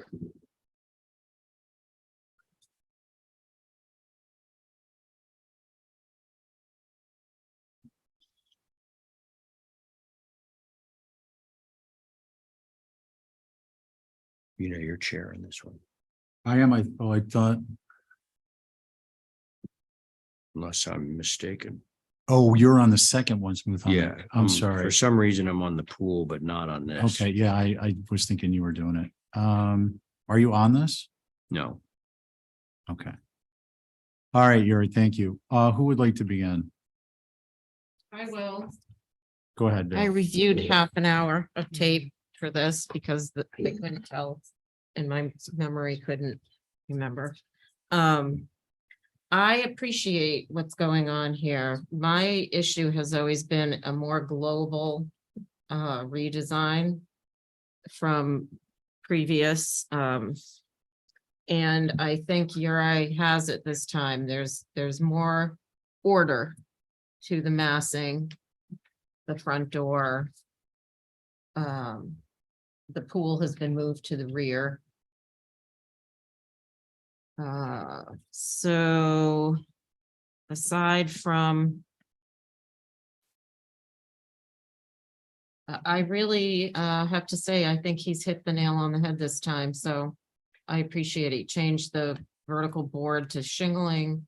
He addressed all our concerns in a major way, so thank you. Thank you. And I wrote down what everyone else's comments were if they want them. I'll go. Oh, I'm chairing. I can't go. Diane? No, I think that it's better planned and whatever. My only concern is not about this, it's about the pool. That's next, Diane. I know, Yeah. that's why I'm not making a statement of it. I think that he has answered the questions, at least that I had last time. So it's, I'd be interested to see it when it's up on that smooth hummock. It's, Okay, thank you. Connie? I too am very appreciative of how far this has come. And Thank you. Yuri, there's some atypical elements, but I think that they're not inappropriate. So for instance, the second floor deck on the front of the house, the barn doors that won't be visible, two-story barn doors. Do we have a motion? I'll make one. Go ahead. I would motion to approve as submitted. All in favor, say aye. I, Any opposed? Okay, that carries unanimously. Now we're on the pool, and that is yours, Mr. Chair. Correct. So you're right. It looks like you've basically moved the pool.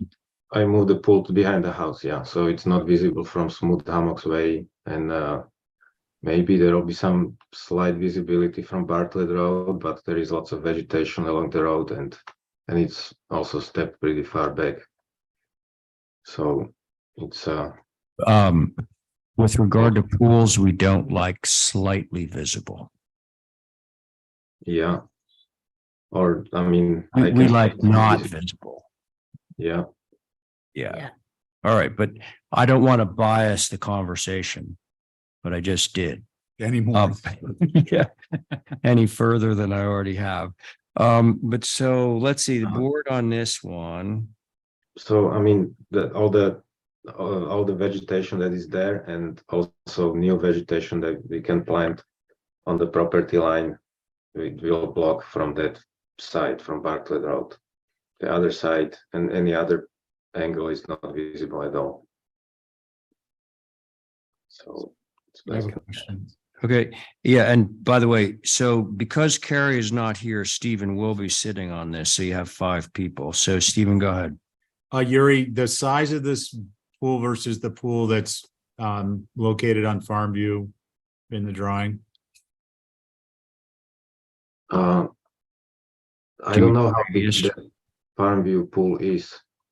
Okay, I was just curious if you happen to have that stat. I mean, it appears that with the spa and the little catch pool for the It's bigger. yeah, it's bigger. Okay, yeah, I was just curious if you know. All right, thank you, Mr. Chair. Okay, who would like to begin a discussion? Again, the board, myself, Diane, Val, Connie, Stephen. I'll go. Thank you. I think with our caveat that it can't be seen at time of inspection and thereafter in perpetuity, or you get in trouble. I'm good with it. Okay. Val, thank you. Who's next? I'll go. All right. My concern, because I haven't been able to get out there for quite a time, although I was the mailman out there for some odd 20 years, is that it's sort of on the corner. It's can be seen from Smooth Hummocks farmland and Bartlett Road as you come in. And it's very important to have the vegetation around to cover that, because between Gulfview and Smooth Hummocks, it's not so deep, and there isn't so much room to build a good vegetation fence type of thing. So I think that should be considered while he's doing it to really get it well covered. Because it's not only on a corner, it's all the way around everywhere.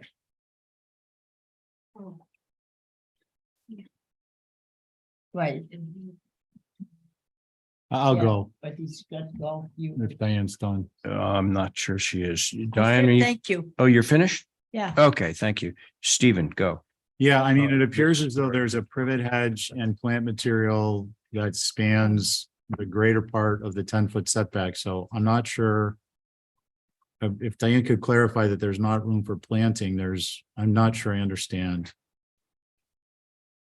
There, Say there was,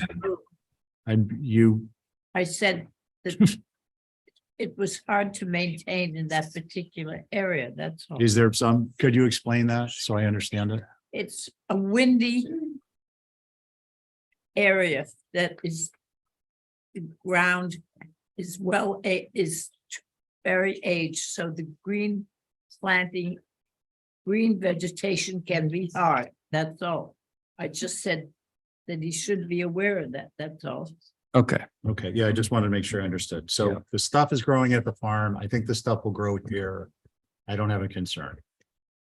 You don't have a concern with the as submitted. Correct. Okay. Sounds like you have backing for that. You know, I'm not in love with Leland cypresses, but boy, they're gonna grow anywhere. Yeah. Well, there they are, because they grow everywhere. Actually, I do have a concern with the Leyland cypress. I think they should be an arborvitae, like a green giant. Are they how do the deer? They tend to do be with those? deer resistant. Plus, you could just go outside and pee in your yard, so that takes care of it. Does it really? Sure. I'm gonna That's what start the old drinking a timers lot did of with water. beverage, you know, the old timers putting up fences. Oh, that's funny.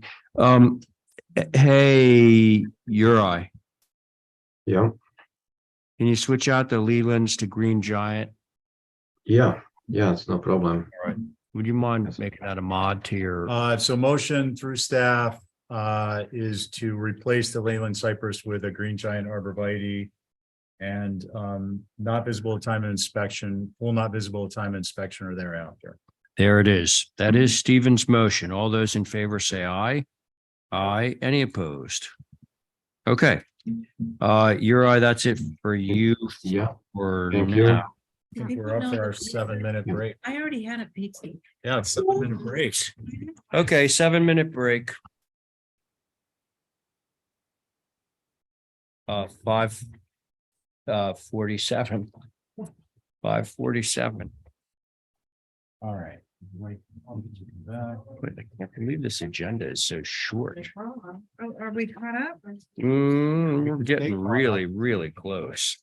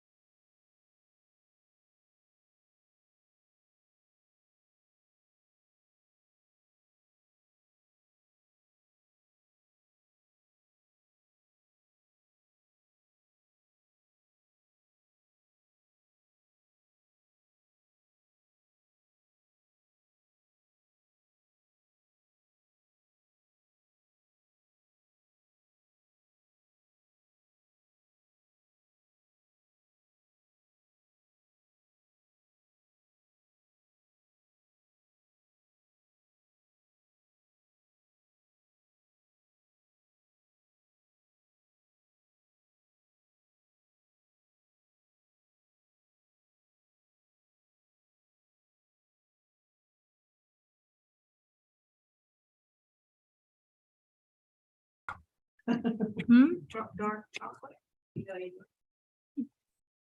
Val has some. All right, She has dark chocolate too. Good evening. Mr. Rothke. Ah, there you are. Good evening, Mr. Paul.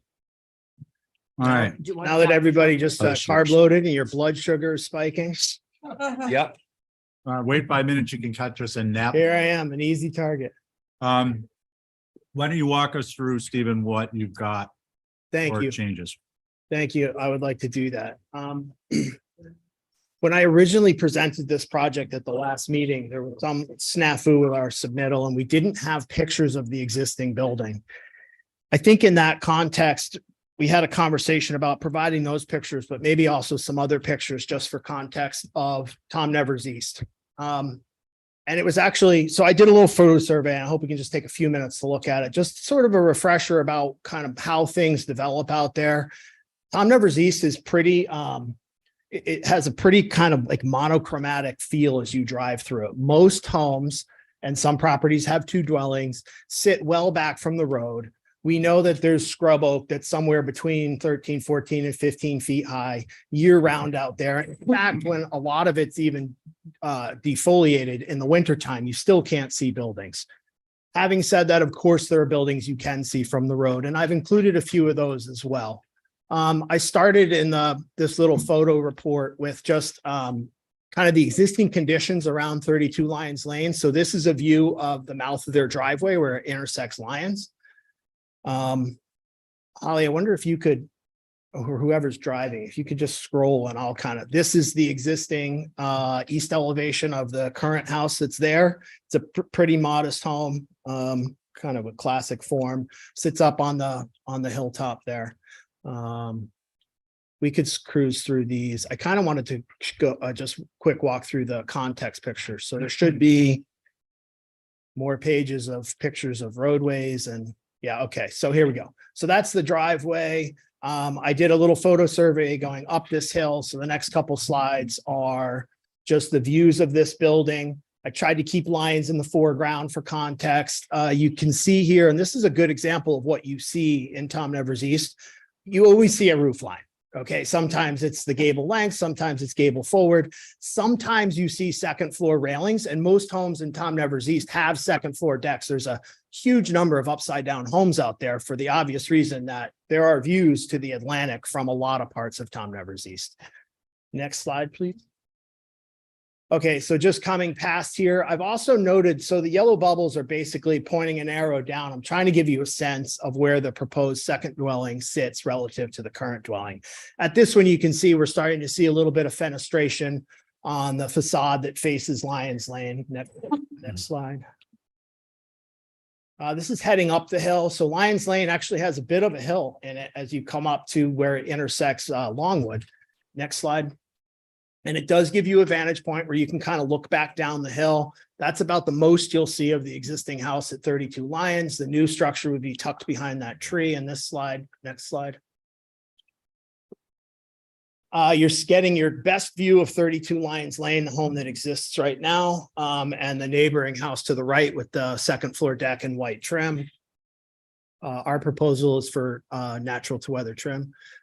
This is my last shot looking back towards the site, and then I sort of turn around. We can probably zip through the rest of these slides, but just for some context shots, you know, here's a shot at 7 Lions Lane, 2 dwellings clearly visible from the road. Both have gable forward. Next slide. Yeah, so gable forward on both of those. And look, I don't. This is the pattern of Tom Nevers, that predominantly everything sits well back from the road. There are some exceptions, and I wanted to provide a couple of those as well. So look, all of this is to say that I think what I've proposed here, it kind of looks like the rest of Tom Nevers. It sits, it's 140 feet, I think, back from the road. It engages the hillside. We have a slopey site, which is not common, but I'm in a part of Tom Nevers where we are on a hillside. There was a request to have a more detailed landscape plan. So we've actually put this through some engineering. I'm providing that tonight. If you're able to understand how a topo plan works, then that's what that drawing is. It did help me determine that we do have some retaining walls around that turnout next to the garage. Again, None of that will be visible. It's all, the highest retaining wall is a 5-foot tall wall that comes off the side of the garage. It basically holds the hillside back so that you create this parking area. And my strategy for tucking the garage under was so that I could pull off this massing that I have of a story and a half mass and then a single story mass. So rather than driving that studio space above the attached garage further upward, I tucked that garage into the hillside. So that was the strategy from the start. I've given you some idea of how the steps will traverse up that slope to the front porch and to the front door. Onto architectural revisions, everything is clouded in red for you to see.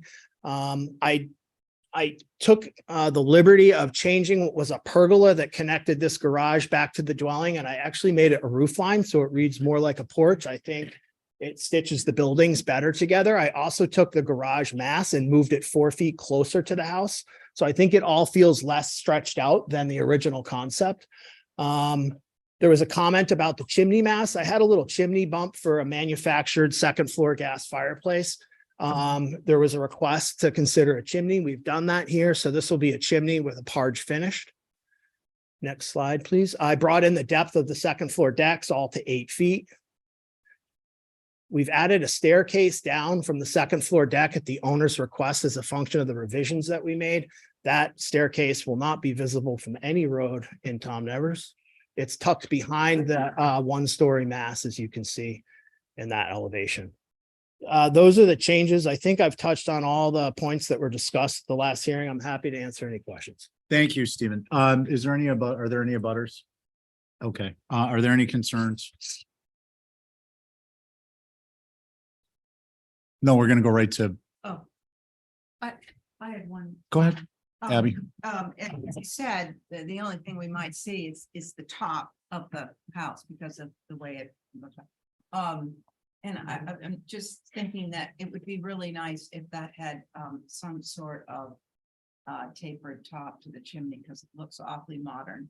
But then you said it's going to be parged. So I don't know if you do that to a parged chimney, but I've never seen that. But I think that's something to consider that you might see, as you showed from a distance, you might see the top of the chimney. So a simple corbel. Yeah. Okay. Thank you. Val? I really have no concerns now that he's given us this extra information and the photos. And for context, it was more the retaining and all that stuff, but I think he's addressed that and it looks great. So- Okay, thank you. Diane? Yes. I think you can check out the chimney. If you parge it, if you need to, maybe at the top. Can you come in? Are you going to have a brick underneath the parging? What is going to do? Okay. Should I answer? Well, I that? was just thinking if you have to bring it in or whatever, you could just do it with a row of bricks Give you a chance at the end. to finish it off. The otherwise than that, Lions Lane is a very pretty one, and I think it fits in. Thank you, Diane. Connie? I have no concerns, but I do like the idea of something on top of that chimney. Okay. So Steve, if it works with what you got going on, it sounds like you're going to do maybe a cement board parge or something, but if you could just layer that out with some strips to create a corbel. It looks like we'll have a motion approved through staff with a corbel at the top of the chimney. Yeah, but I have Oh. a question. Yep, go ahead. Val? Are you gonna put the conduit on the outside of this building like the other building? No, Thank you. and I didn't have anything to do with that. I thought about photoshopping it, but I'm an honest guy. Who would like to make a motion? I'll make it. So- Since you approved through staff with the top of the chimney being horrible. Okay, all in favor, say aye. Hi. Any opposed? That carries. Thank you. Have a great night. Thanks, Steve. Hey.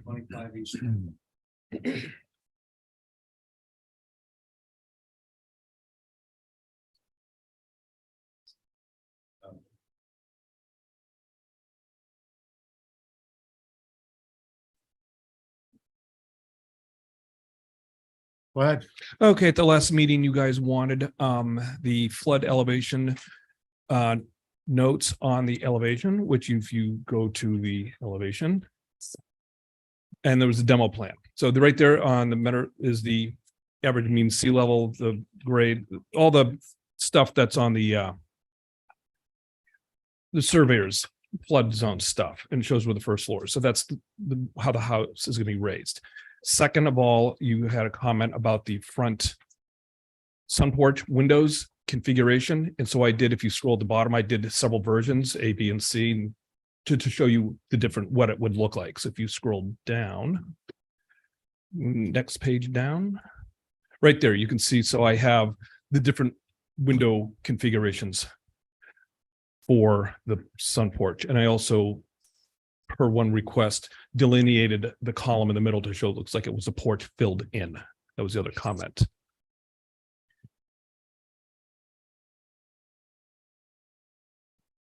That's it.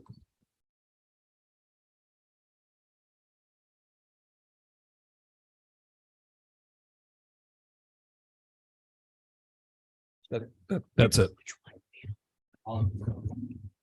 Thank you, Mr. Chair. So for the record, this is a basically mid-century structure. There's an old HDC survey on file. And this is also in our new surveyed area. So there's a Form B, that's draft, that has been provided to you all.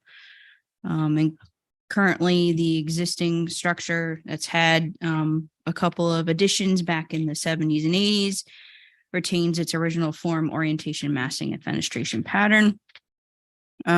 Appreciate the revisions and info on the FEMA elevation on the actual plans. And I do note we do have the entire FEMA package. Thank you. I'm more concerned on the scale and height.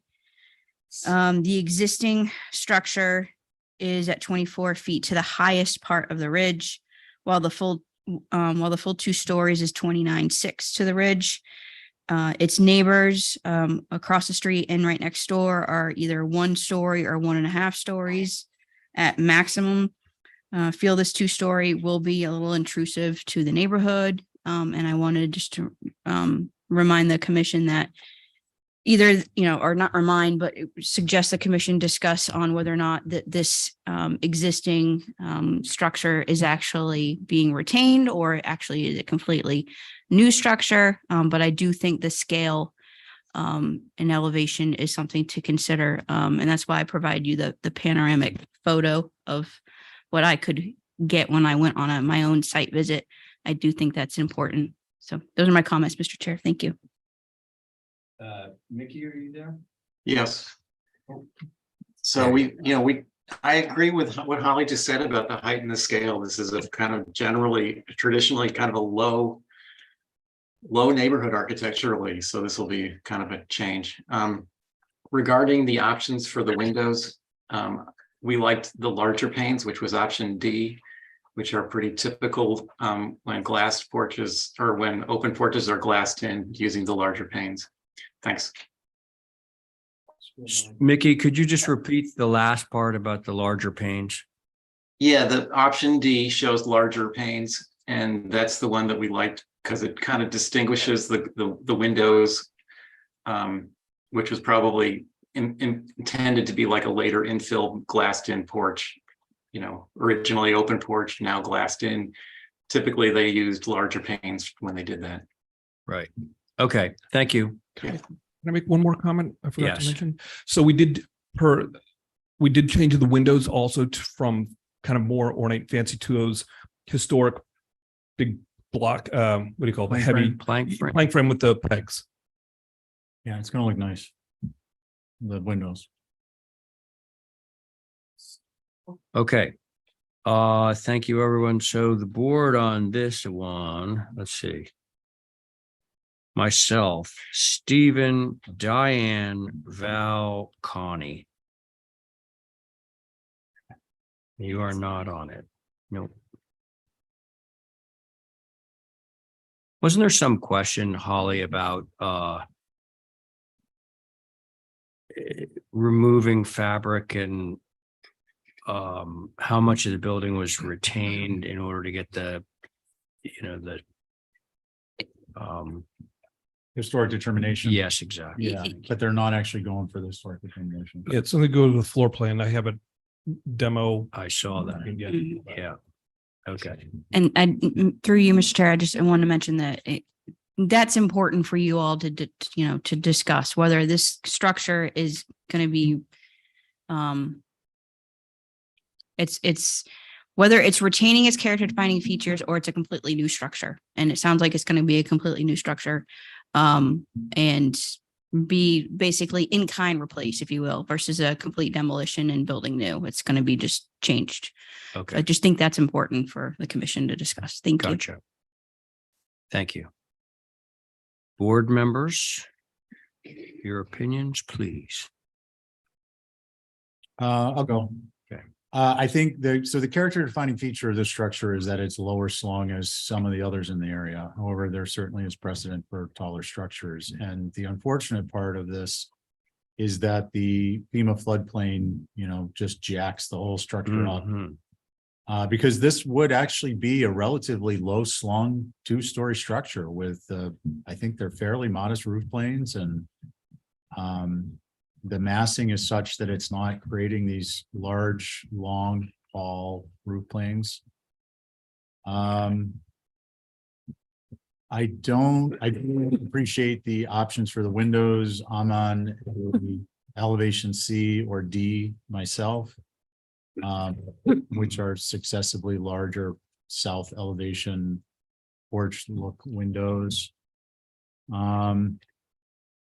I have concerns about the north elevation, but the north elevation I think is primarily oblique, viewed obliquely. And I think that's really it. Okay. I mean, from what I draw from you rendered your opinions on the sunroom windows, and the rest seems acceptable to you. Yeah, I mean, look, I prefer it be a 1-story structure, but Sure. it's not. Yeah. Okay, Stephen, thank you. Who's next?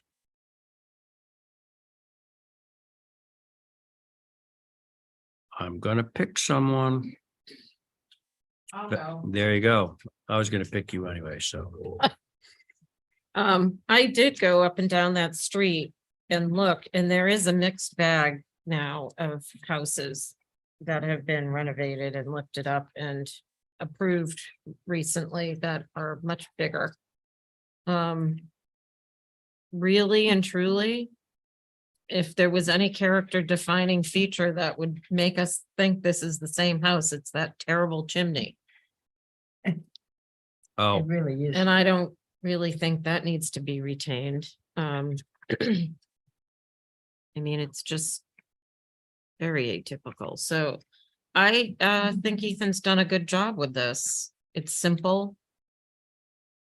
It has to come up, and I'm indifferent about the porch windows. I think they all look pretty good. okay. Val, thank you. Connie, Diane. I'll go. All right, thank you, Connie. All the concerns won't be seen or really aren't anything. Personally, I think I like option C, but I could do either for the windows.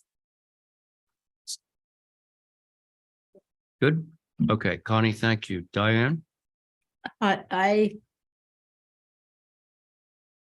agree with what's been said. I can't at the moment make up my mind which one I would choose. I think if it's going to be defined as a porch, then I guess I would go with D. I think the multi-windows of C are too much. And they don't particularly differentiate themselves from the other windows, so it doesn't stand out so much. So that's, I guess, what I would go with. Okay. Is that it, Diane? Yeah. All right. Well, I'm with you guys on the D windows. And as Stephen said, you know, the sad reality is that all these buildings have to get hyped up sooner or later. Just a question of time before they're all up there. So as much as we dislike seeing them getting taller, they're going to have to do that. Mr. So Chair. I'm okay. Shall we move this? I've got one quick question. Yeah. On the east elevation, just for clarifications, Ethan, the V groove that's elevated is your AC condenser enclosure? Yes. Okay, thank you. Yeah. Okay. Holly, did you have something? Sorry. I just wanted to mention one thing, since it seems like the board is all about, well, it has to be elevated, it has to be elevated. Yes, we all know that structures in this area have to be elevated. I do think it's important to understand the difference between a contributing structure that is being elevated that doesn't have to meet the substantial compliance section of the building code, that doesn't have to be the full FEMA flood height, whereas a new infill structure does. So I just wanted to bring that to kind of grounded, if you will, if that makes any sense. There is a difference between the two.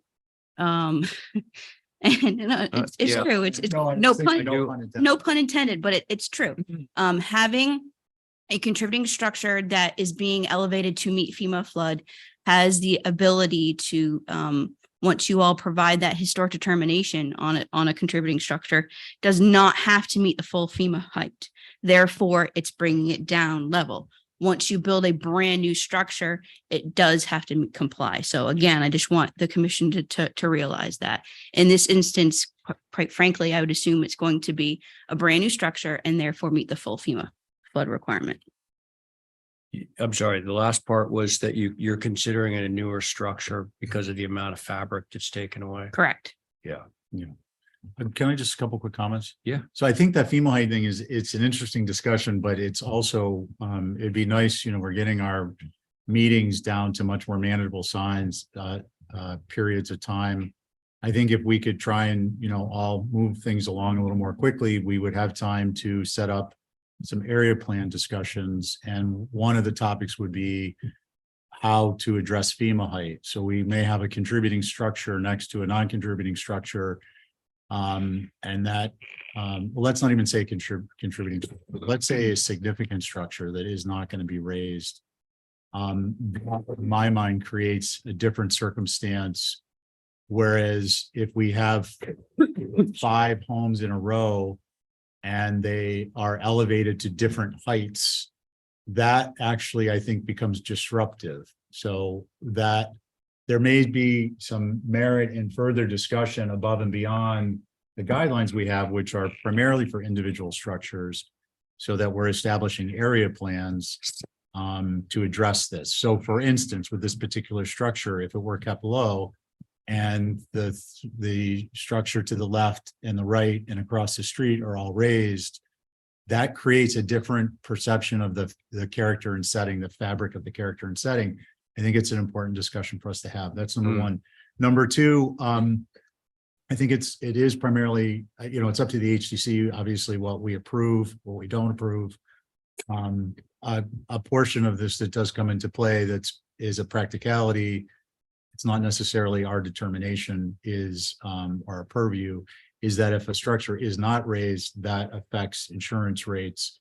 It also will, over a period of, based on the volume of structures, can create, I think there's a rating for the community, which can be detrimental if you've got a certain number of structures that are non-compliant.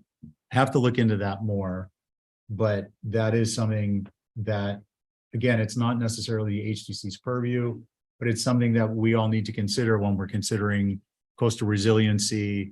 And then it backfills into this concept of the new fabric and setting of the character of these structures as they present as a group.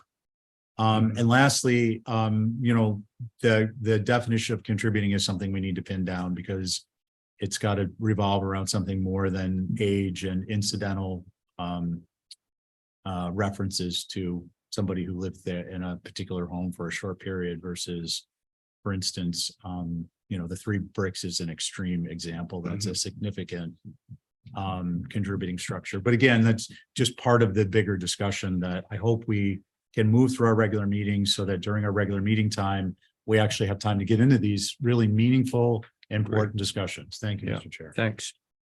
Okay,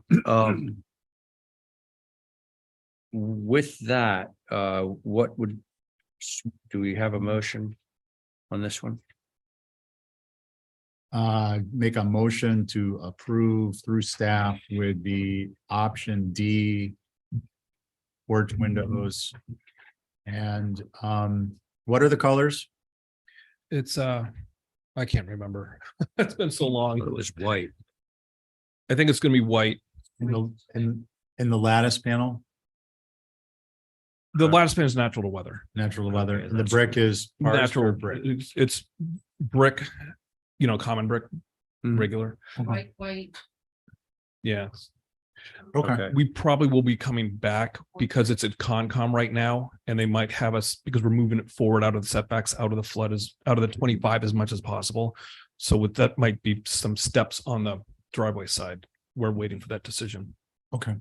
Okay, so the motion is approved through staff with option D porch windows. There we are. Thank you. All those in favor of Stephen's motion, say aye. Aye. Aye. Any opposed? Okay, there we are. Thank you, Ethan. Joseph?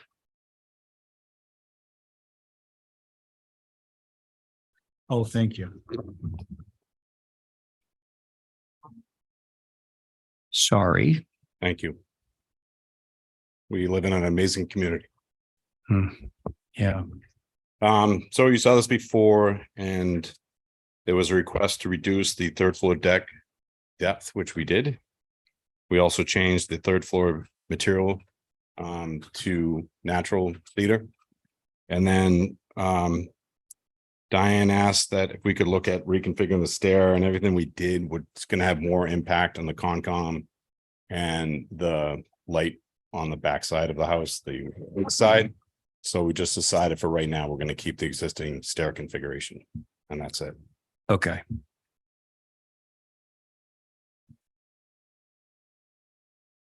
Holly. Thank you, Mr. Chair. So for the record, this is a non-contributing structure circa 1983.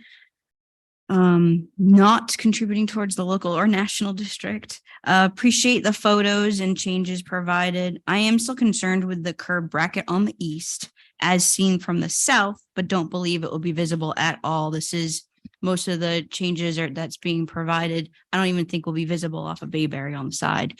So I have no concerns, Mr. Chair. No concerns. And we don't have anything from Sconset, obviously. Okay. All right. So I didn't call out the board, but you all know who you are. Myself, Stephen, Abby, Diane, and Jesse. My goodness, Jesse. You want me to start? Sure. I think I don't think I studied this enough last time. The first thing I noticed this time is the west elevation, which I think is on Sankaty. Is that correct? Correct. Okay, so that's really our main view. And I'm concerned about that, the main mass sort of dead ending into this right hand side without seeing it.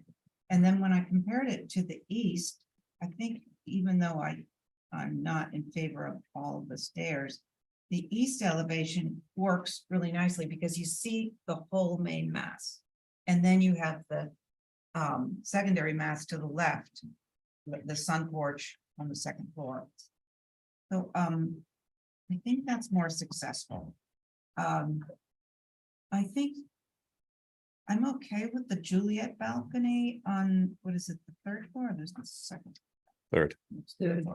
But I think the on the east, you're probably going to see that from Baxter. I think the staircasing is way too complicated and should be simplified further or not even exist. I mean, why not just,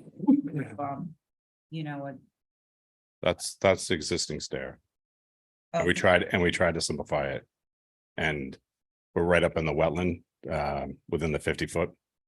So we just decided. to Okay, keep so, that. it's interesting because it's bubbled, but if you read the text, it says retain existing stairway. So it's a revision from the last time because he's going back to the original. Yeah, everything was gonna have more impact on Alright, this. It looks like a change, but it's not. Go back to my thoughts. On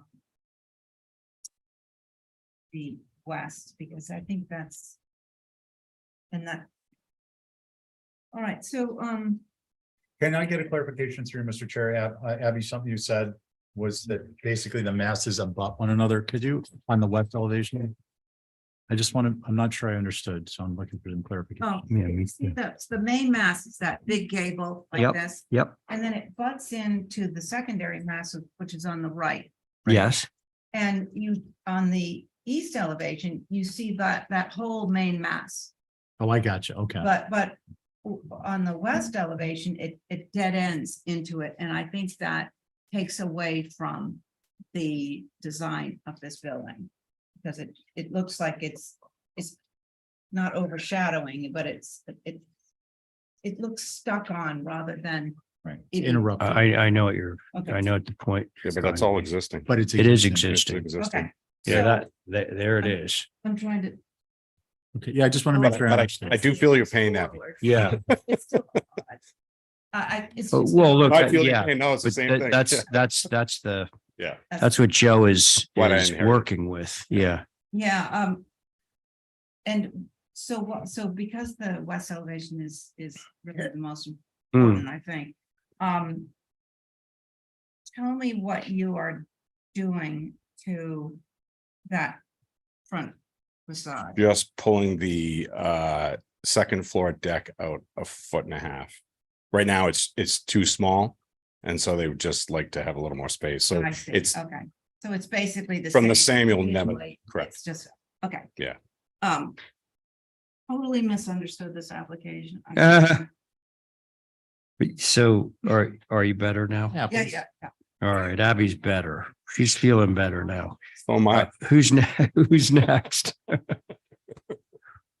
I'll go. All right, thanks. So I think that Juliet balcony on the east is going to be minimally visible, given its distance from Baxter. And I agree Abby's comment about the west, but it is, as she said, existing. Yeah. I think that the vocabulary of the north, east, and west are congruent and with respect to the changes that are proposed. So I don't have any concerns. Okay, thank you, Stephen. Jesse, Diane. Yeah, I mean, you're dealing with what you're dealing with. And we're dealing with compound lines, we're dealing with existing structure. And I think the changes are acceptable. Okay. Thank you, Jesse. Nice hearing from you down there. Diane.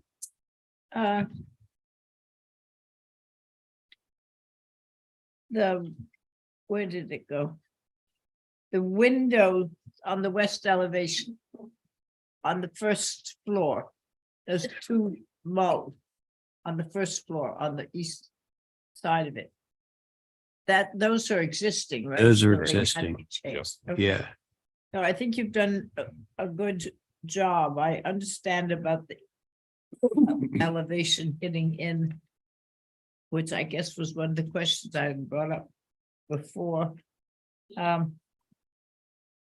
And the what are the colors? What are the colors of the fencing around? Are they, Everything's white right now, it's going to be white, but the third floor balcony will be natural cedar natural to to weather. weather? That's good. Yes. Um, And I think those curves from Baxter Road will almost look straight from the distance Hmm. when you're looking Yeah. straight on. So, that's all right. All right. Well, thank you. thank you. All right. I haven't heard anything particularly negative on this application, so I think we could, Motion to approve is submitted. there you go. Okay. All in favor of Stephen's motion to approve as submitted, say aye. All right. Aye. Any opposed? There you go, Joseph. Thank Thanks you, for sir. coming in. All right, Jesse. You're up. Your board is Welch, Camp, Coombs, Oliver, and Carrie is not here, so you've got a 4-person board. You're good with proceeding? Yes. Okay. And once it comes up, why don't you tell us what you got?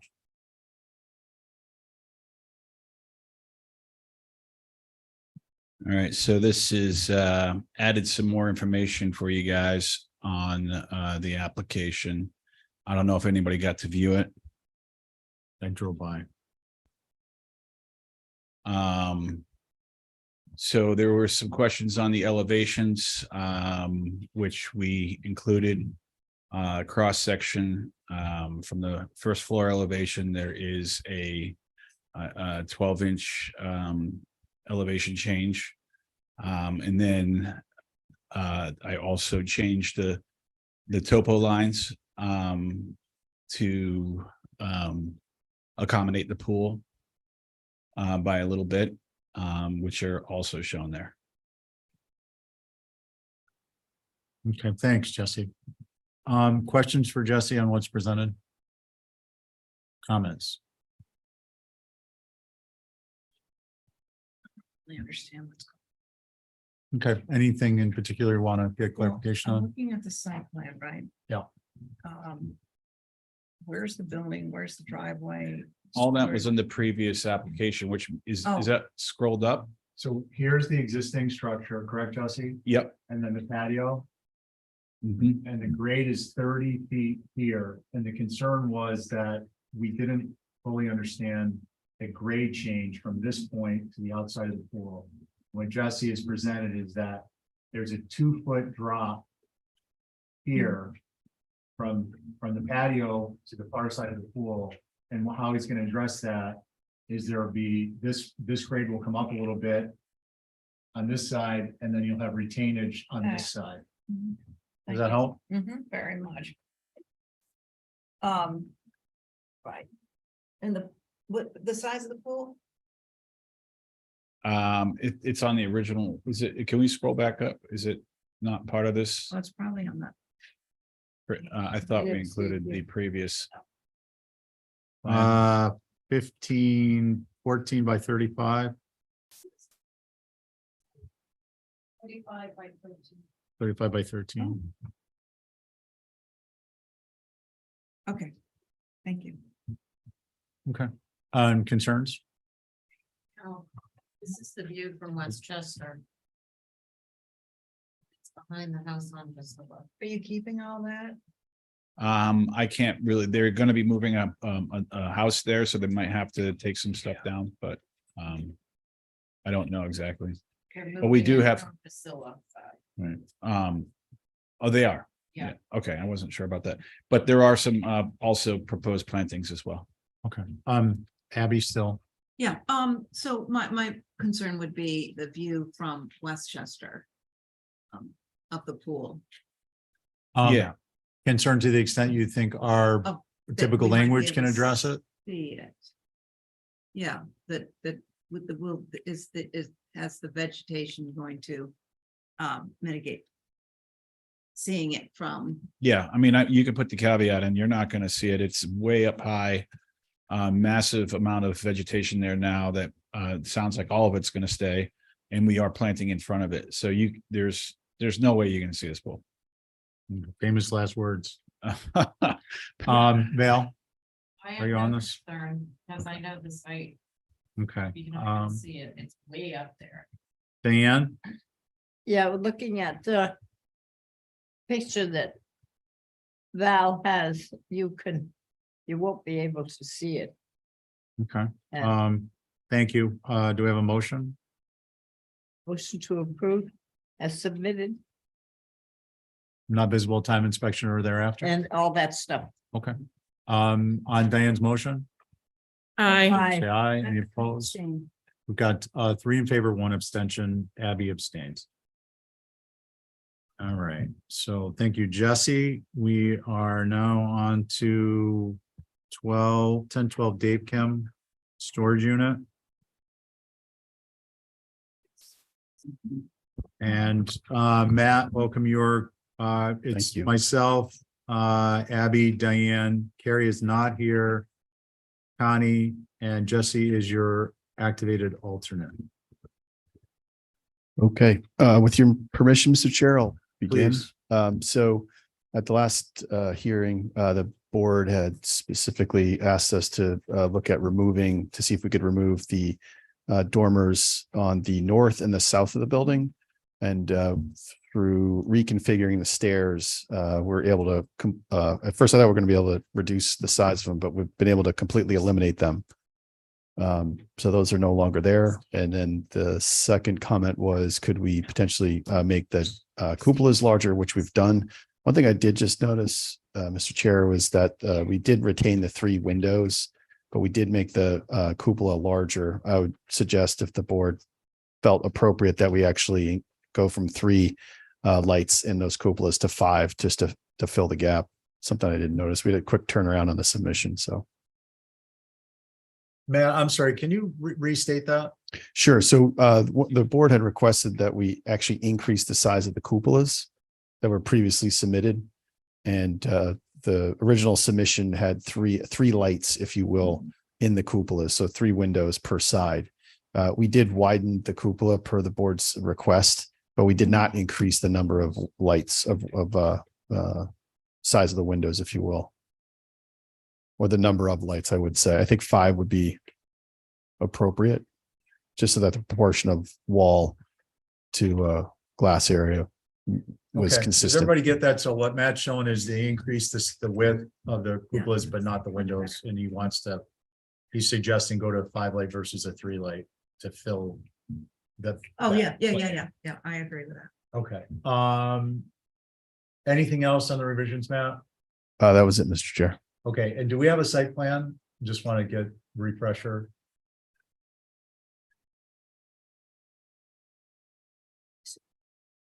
Standing seam metal roof. No. What's that? Okay, and Matt, those were the north and the south dormers, right? Correct. Okay. Questions for Matt? Yeah, I was gonna ask the material of the Abby? roofing. Standing seam metal. Yeah, that's what, I mean, I was joking when I said that. Oh, sorry. Sorry, not a joke anymore. Yeah. Well, I thought. color Gray. of the metal, I'm just apropos Abby's comment, Yeah, it's gray. We could provide a sample. not a sky blue. Oh, lovely. Roof red, that's what we want. You know, Red. Roof red, the old red. Yeah. That they had on split metals was Yeah. good color. The mainer. I'm okay with the proposed and with the larger windows in the cupola, with the enlarged cupola and the larger windows and I'm okay with what's proposed. Okay. Any other comments? Jesse, you didn't have a Can chance. I ask? Please, Diane, and then Jesse. Oh, he can go No, first. no, go ahead. You were up. Matt, the dormers they're taking out are the ones that are seen by the people. Yes, both that fronts on Davkim, and then Yeah. conversely, which would be on the south, which is closer to the residential Right, that's neighborhood. good. I think I had Diane take some pictures of that standing. And I think it will be good, particularly with the little house that you've got across the bottom of them. So I appreciate that. Thank you. Welcome. Okay, thank you. Jesse, do you want to comment on any of this? It's a fresh one for you, so it's all Yeah. fair game. Yeah, I'm trying to pull it up here to see if I can get it better. It's not actually on the, I don't know why we don't have. Can you go to the site plan? Sorry, just want to get my bearing. So Jesse, what you're gonna see is the main structure. Dave Kim is towards the top of the page. And just so you know, there is a duplex. Can we scroll down just a little bit more? Just for representational scale, there's a duplex here, which was separately approved, which I'm gonna cover in a minute. Okay, and then the lot itself, Dave, I'm not sure where Dave Kim is, the locus. Dave Kim. So it's the you go down what used to be Gregland past the old Sears and you keep going until you can't go any further it's just past where I don't want to say Old Man Golacki's shop was, but that's what we used to say. So this is. Yeah. I got it. And then on the concern was on the backside, there's residential space woodland, and that's why I actually made the request to remove the dormers on the north and the south. Because their scale, but also it's just such a large building to be overlooking a residential space. Okay, yeah, I mean, it's a massive building, but it's a handsome building. And appreciate the changes for taking the neighbors into consideration. I think that duplex will help make it more residential. And yeah, I'm just gonna go with the rest of the board on it, because I'm not really privy to the material or anything like that, so, but. Yeah. Okay, thank you. Matt, I refreshed my memory. I know that this was just last week, but I think in the hardscape plan, we requested the addition and it was accepted for 6 or 7 additional columnar trees along the rear property line. Is that correct? I believe that's correct. Okay. Yeah, I appreciate the changes. It is a very large structure. It's not inconsistent with the use on the lot. It's also based on I think for me, part of the use as a storage facility made the size of the structure more palatable. I'm not sure how many could translate that into form and function and HDC purview, but it's a quieter use and it's okay. So what are our thoughts on a motion? Oh, and are there concerns about the color of the roof? No, I would make a motion to approve with the new size of the cupola with the bigger windows and the standing seam roof. And so aren't the trees on the landscaping? Yeah, I just wanted a clarification. All right, and yeah, the removal of the dormer. Yeah, that's my And you're on this? Yeah. Would you mind seconding that motion for discussion? Okay. And the discussion, I guess, Abby, would you consider, I think it would be appropriate to review the roof color in the office? I can bring in And if samples. There's some, yeah, I know you mentioned that, but if Yeah. there's some concern, we can Change it. bump it back. But it's a lot of roof color. well, that's why I thought the standing seam would be better than just a black Yeah, asphalt. because Sure. It's broken up. So what did you call it? Like a dark gray? It's we called it gray, but there's we can actually bring a sample in. so are you amenable to a Yes, motion that yes. would include reviewing the roof color in the office? Okay, so we have a motion to approve through staff with the roof color to be reviewed and approved as a supplemental in the office. All in favor of Abby's motion, say aye. Aye. Any opposed? Okay, that carries unanimously. Thank Thanks you for the very changes, much. Matt. Okay, So I don't have to write anything. No, They were already on it. yeah, I'll write on it. okay, so now Matthew's going to take us on a tour of his revisions at 111 Cliff Road. Okay, with your permission, Mr. Chair, I can begin. Yeah, so just here, we'll get this out of the way. Myself, Stephen, Diane, Abby, Carrie's not here. Jesse, you want to sit in? Sure. Okay. Okay, thank you. So what we've done, the board has actually reviewed this once before. We previously did have the garage attached to the structure via a one-story breezeway. I think the board felt unanimously that we should detach that, and so that's what we've done.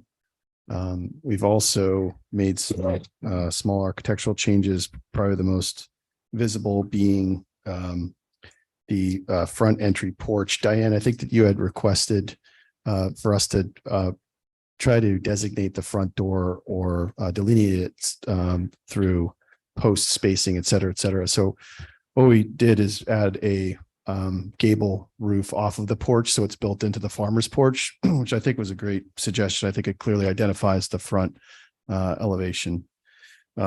Secondarily, on the left side of the mass, we dropped the plate height of the secondary or tertiary mass, I would refer to it, so that there's a further break, if you will, in the ridge line, so that that third mass on the left side actually drops more significantly. So we dropped that. I think it's closer to maybe north of 2 feet, if you will. We've also set that dormer back into the face of that roof line. So it's no longer a flush dormer. It's actually set back. And so it's somewhat of a, I wouldn't necessarily call it a transom dormer. We did look at options where we did put higher concentrations of fenestration in that dormer, but we felt that the proportions of the existing fenestration were such where it was too pronounced. So the scale of that has been dropped and reduced. We also, I think Carrie had mentioned the 1-story element under that left side tertiary additive mass. We centered that as well. So it looked a little off center actually, but we just shifted it over. So we think that that is more balanced, if you will. We also changed the roof pitch to a 10. And so that dropped the overall ridge height. My eyes are failing me, but I think it's dropped by at least a foot, which was another suggestion I think the board had made. On the rear of the structure, which is not overly visible, I thought that the pergola, we ran that pergola across the rear section. It sets itself back, so it's not nearly as deep. Again, the back side of the structure, I just don't think is going to be visible from any public way, but that was a change. And then obviously where we detached the garage, we still have that 1-story element, if you will. That's the mudroom entrance, but we think that it complements the elevation. And I think that that is all of the changes, Mr. Chair. Thank you. Okay, Matthew, thank you. Holly, you have anything? Yeah. Thank you, Mr. Chair. So for the record, this is an infill outside of the OHD. It's replacing a 1960s contributing 1-story ranch that you all allowed to be removed. Appreciate removing the attached garage. Thank you, thank you, thank you. However, at 27 feet 9 inches, I think it's still a little tall. But I am curious on what a proposed streetscape would show. I do know there's a contemporary gambrel on one side, and I believe a bungalow that's actually a lot older than you would imagine. I think it's had a couple additions onto it over the years, but I think that would be helpful. The roof pitch, I don't know if that was enough to change. The south is still a little confusing. I do appreciate the adding the gable roof over the front door. Helpful, and maybe this is without seeing what the streetscape would look like, understanding that the front of the building is going to be pushed in a little bit further. So maybe that would help. And then I will notate that the previous structure on the lot, again, it was a 1-story, did have 2/2 windows. So this kind of takes that over, but I'm wondering if 6/1s would be more appropriate. So those are my comments. Thank Holly, you. thank you. Okay, board members. Yeah. My voice. Yeah. I can go. Yeah. Okay. I just have 2 things, like, I like the main mass. I think it works. The middle mass, it doesn't have an identity to me, and it doesn't identify back to the main mass. It just is sort of there. And I think the final left-hand side should drop down to just a simple, like, cathedral ceiling size mass. It's just too, it's almost too boxy. So, and a chimney would really help this to break up some of these bing, bing, bing. So there it is. Thank you. Okay. And I Happy. didn't record anything I said, so. I heard you. I think that Mike picked up the bing, bing, bing. Okay. Yeah. Diane, Stephen, Diane, go I ahead. go, Yep. talking about a chimney. What is that thing that you see in the middle part of the building? On the south elevation? Through you, Mr. Chair, that is actually a chimney that's on the back of the building, Yeah, but the cap of it just projects above it. And I was going to suggest, and I'm a big fan of chimney owls. So you would see, you would start to see this, the chimney. a little bit more than Yeah, that. yeah. That looks, that would be good. I would like to do that. I think perhaps to make it's just a suggestion, the left addition, that dormer, to bring it in a little bit. It isn't, but it looks almost as wide as the next one, which does Okay.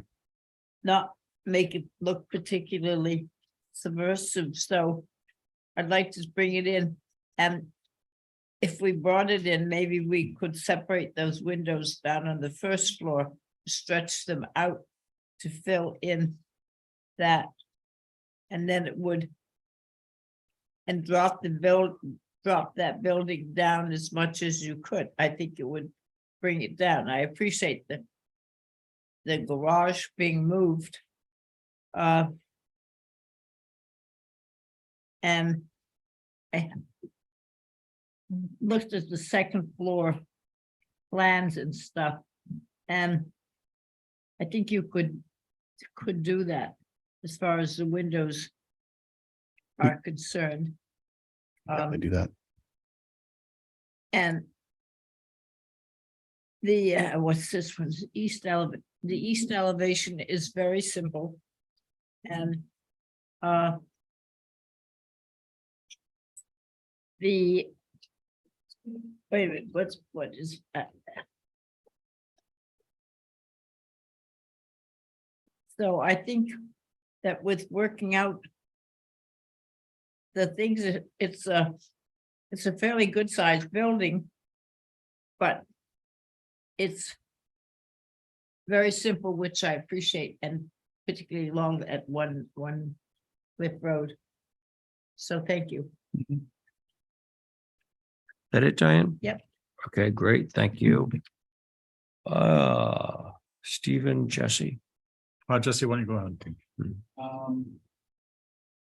Yeah, I like that adding in a gable roof over the door. That is a very nice addition, along with the absence of the garage, shed. Bump out for the mudroom. Appreciate the lowering the height a little. And think it's a very nice design, very symmetric in the room. I really can't find much that I don't like about it. Maybe bringing the height down a little bit on the left side building, if possible, but certainly not a big issue. I like the idea of the owls too. That'd be nice. That's about it. Jesse, thank you. Stephen. Yeah, I think the owls are gonna help that atypical chimney, but it is on the north, so that I think is a mitigating factor, very strong. I don't have really anything to add. Other than this detached garage mat, obviously that was a big help.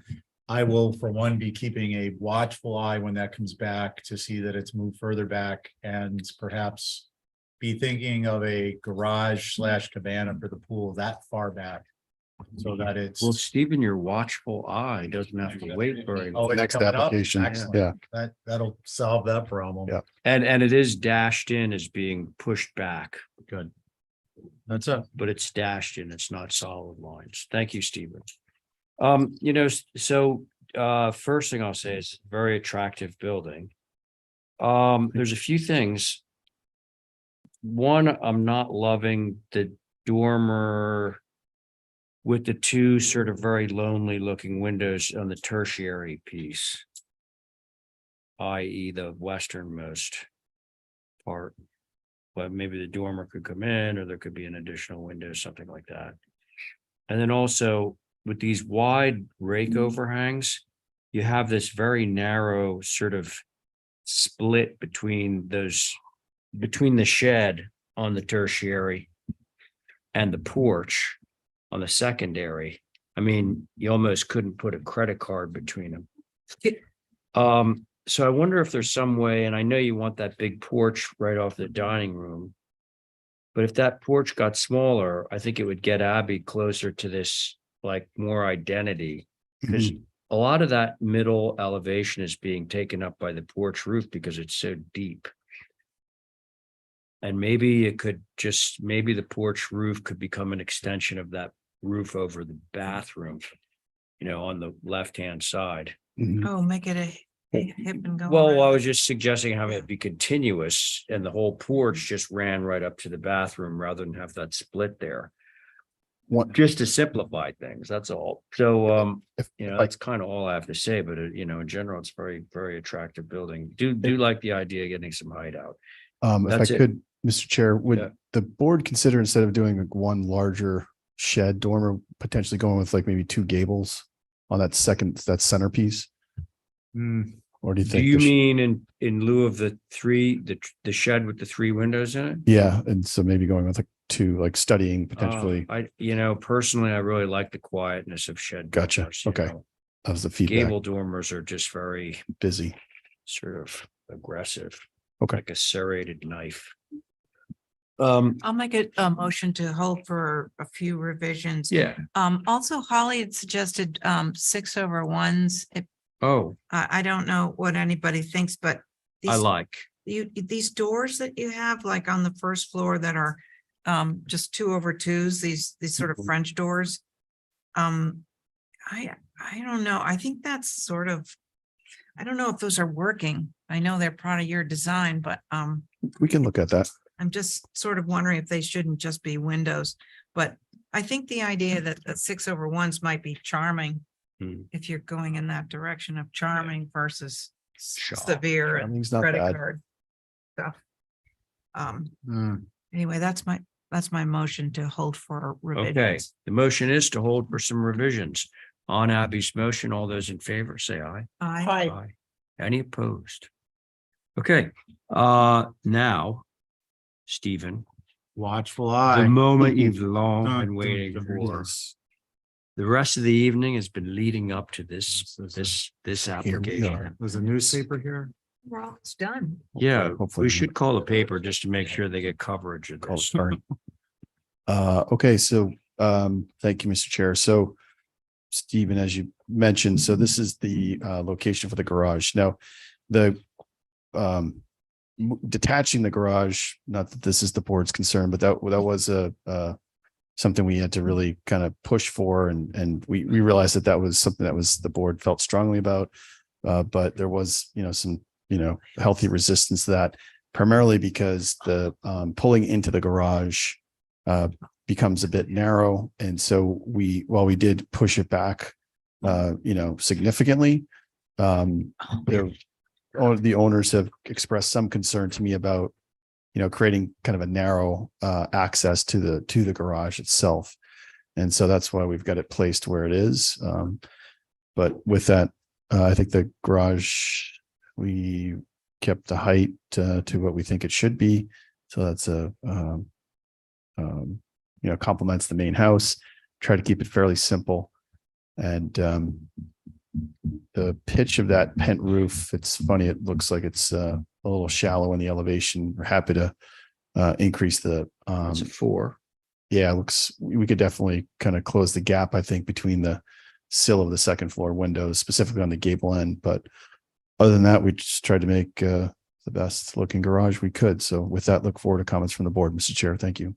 Okay, thanks. Holly. anything? Thank you, Mr. Chair. So the new garage is at 23 feet, 8 inches. Appreciate the proposed location. Thank you. Obviously farther back would even be more appreciated, but that's really good. And I do believe that it could be reduced in height slightly. And I understand obviously wanting to have the height, but maybe look at that a little bit. I did want to notate that the garage doors have this like transom kind of feel, even though I know it's not a transom above the individual doors. So that's something that I think should be addressed. They're not really typical. And I note that obviously if the main house is going to be looked at, obviously the garage should as well. So those are my comments, Mr. Chair. Thank you. Thanks. Just for information purposes, Mr. Chair, the height of the garage is 23.8. Yeah, got it. Who would care to begin? Oh, people. Sorry, I actually didn't hear what Holly said about the garage doors. Did you say they should be broken into panels?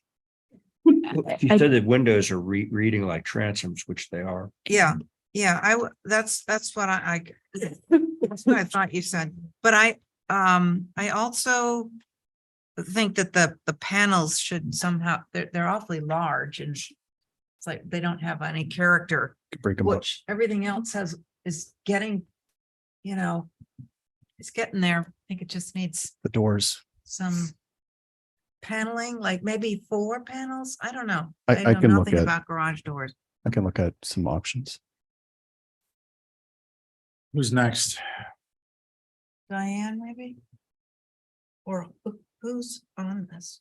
It is Ray, me, you, Diane. Carrie's not here. Technically, Jesse's next up in line. Mr. Chair, I believe this is a new application, so therefore it's a new board, not what's shown on there. It's a little confusing. Gotcha. So it would be, since Ray opened it, but he's not here, it'll be, Val, are you on this? Right there. But do you want to be on this? Because it's a new. Okay, so Diane, Abby, and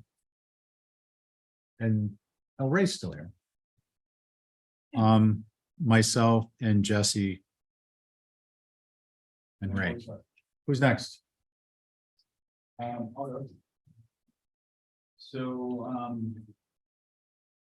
I'd like the doors to be able to. Some.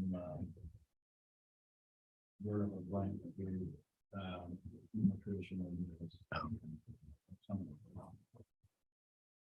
I think the size and is. Okay. Back to you. Oh, thanks. Who hasn't spoken on this? I haven't spoken. Oh, go ahead, Diane. I think the garage doors are not good. And how tall is this building? 23.8. I don't know.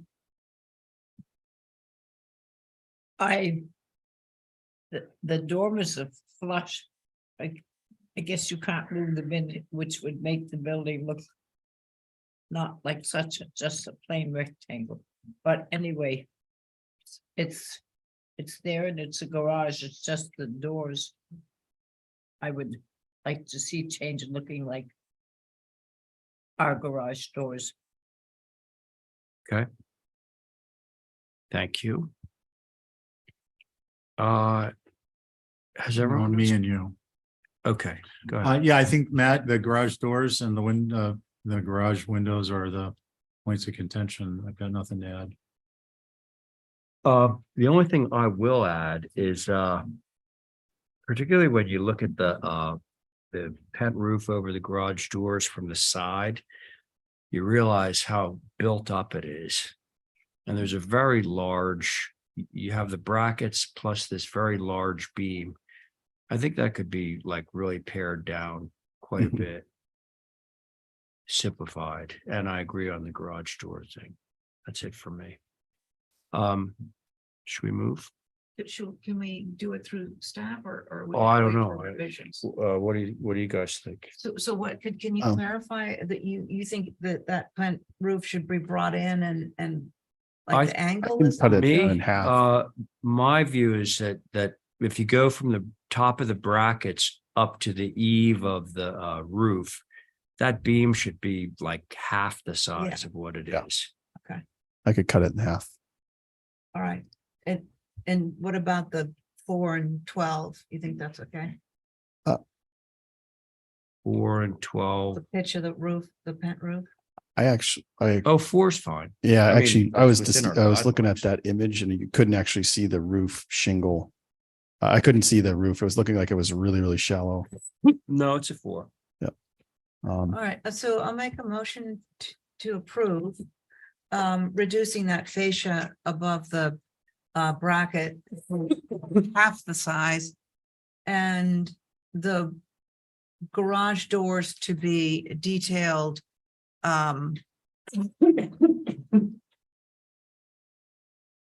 They could be just V group inside. I could do mean, that. For all, just an idea, and that the windows above be reduced to a smaller window with I don't know. Grant some scaled lights, maybe. Yeah, I mean, just smaller. What are they now? Like 14 inches high? They're probably a little bit north of that. They're probably like closer to 16, So could those get scaled back to a, like an 8x12 or something like that, glass size yeah. in the V groove. And I could bring that in too. It doesn't. Hey, look can I make a suggestion here? Yeah, yeah. You know, trying to do a through staff.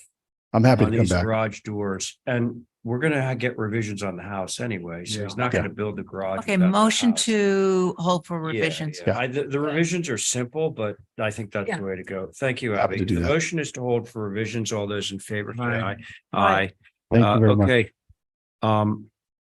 Do we have Chip? Chip, which. Yes, good evening, everyone. I'm here.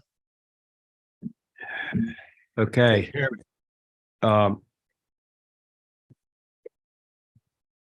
Okay, we got a board on this.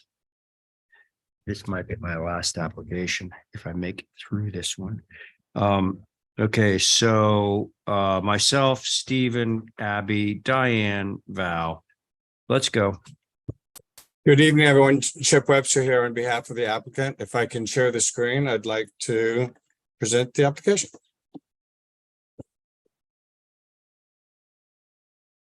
All right.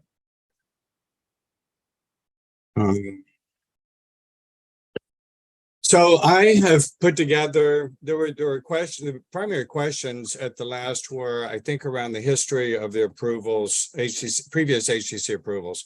So what I prepared here, which I'm sharing, is a timeline of all 3 approvals that are relative to this structure. So there was an initial approval and then 2 subsequent alteration approvals to it. So what we're looking at right now is the initial approval. On the right side are the minutes from the meeting, and the left side is the stamped version of the approval. The questions from the board are around this south elevation, so that's what I'm showing right here. I do have on the next page versions of all of the elevations, all of the sheets of the approval. So here you can see who was on it. It looks like it was Camp, McLaughlin, Oliver, Welsh, and Coombs. Motion to approve with some conditions made by Stephen. All right, that was the initial approval. These are the details of all the sheets of that approval. This was the second approval relative to this, which was proposed fenestration changes on the rear of the building on the south elevation. On the right side, you can see that it was on the consent list. So it was approved on consent. And then the most recent one, and then of course, all the pages for that. And this was for the proposed revisions at the 3rd floor, which was also on the consent list. Now, I want to point out, I didn't ask for these to be on consent. So that was not my directive. That was decided by whoever decides what goes on consent. These are all the sheets for that. And then let me just reduce this quickly. This is the application before you, which is for a very simple as-built condition that's on that same elevation. You can see it's here. Originally, it was approved for 11 newel posts going across the rear, and the as-built condition request is to change Chip? that to 9. Yes. Okay, so Yeah, Stephen has pointed out correctly that none of this was in our package. No, so what's in the package is the most recent approval. I put this together today because I thought. Right. that So this we would be haven't had more a chance to informative. review any of this. So whatever you want us to review should be in the package. Yeah, I fully understand. I mean, obviously, you can put this in the package and you can hold it to the next meeting if you like. I think that's what we should do. Yeah. Okay. So what do you think, guys? Should we vote that through? Yeah. Or should we, I mean, we actually we haven't really deliberated, so we could just sort of like take this from ground zero and say that we haven't deliberated on this application, so we'll just hold it over. Yeah, that's consistent with the motion that was made, which is to hold for revisions with revised drawings to include inlay of the elevations that were last approved by a full sitting board. So that we have a chance to review those in context. Consistent with the last motion. So Stephen's mic, your mic wasn't on. Sorry, I couldn't hear that. Sorry, Chip. My point was simply that taking no action at this point and holding so members can review the information you've just shown is consistent with the last motion, which was a motion to hold for revisions with revised drawings to include inlay of the elevations that were last approved by a full sitting board. So that gets us one step closer to getting that motion squared away, and we'll all be better informed and have a chance to research anything we want to in advance. Yeah. All right, so we don't even need to move this. Yeah. Because we have not opined on it yet. Okay. That's that. Thank you very much, everyone. It looks like you're only one application away from finishing We early. are, I'm gonna go home, but I'm gonna hold my presentation. to save our sound, Yeah. you want me just to tell you what my belief is? What? I'm behind it. I'm behind the So- HTC.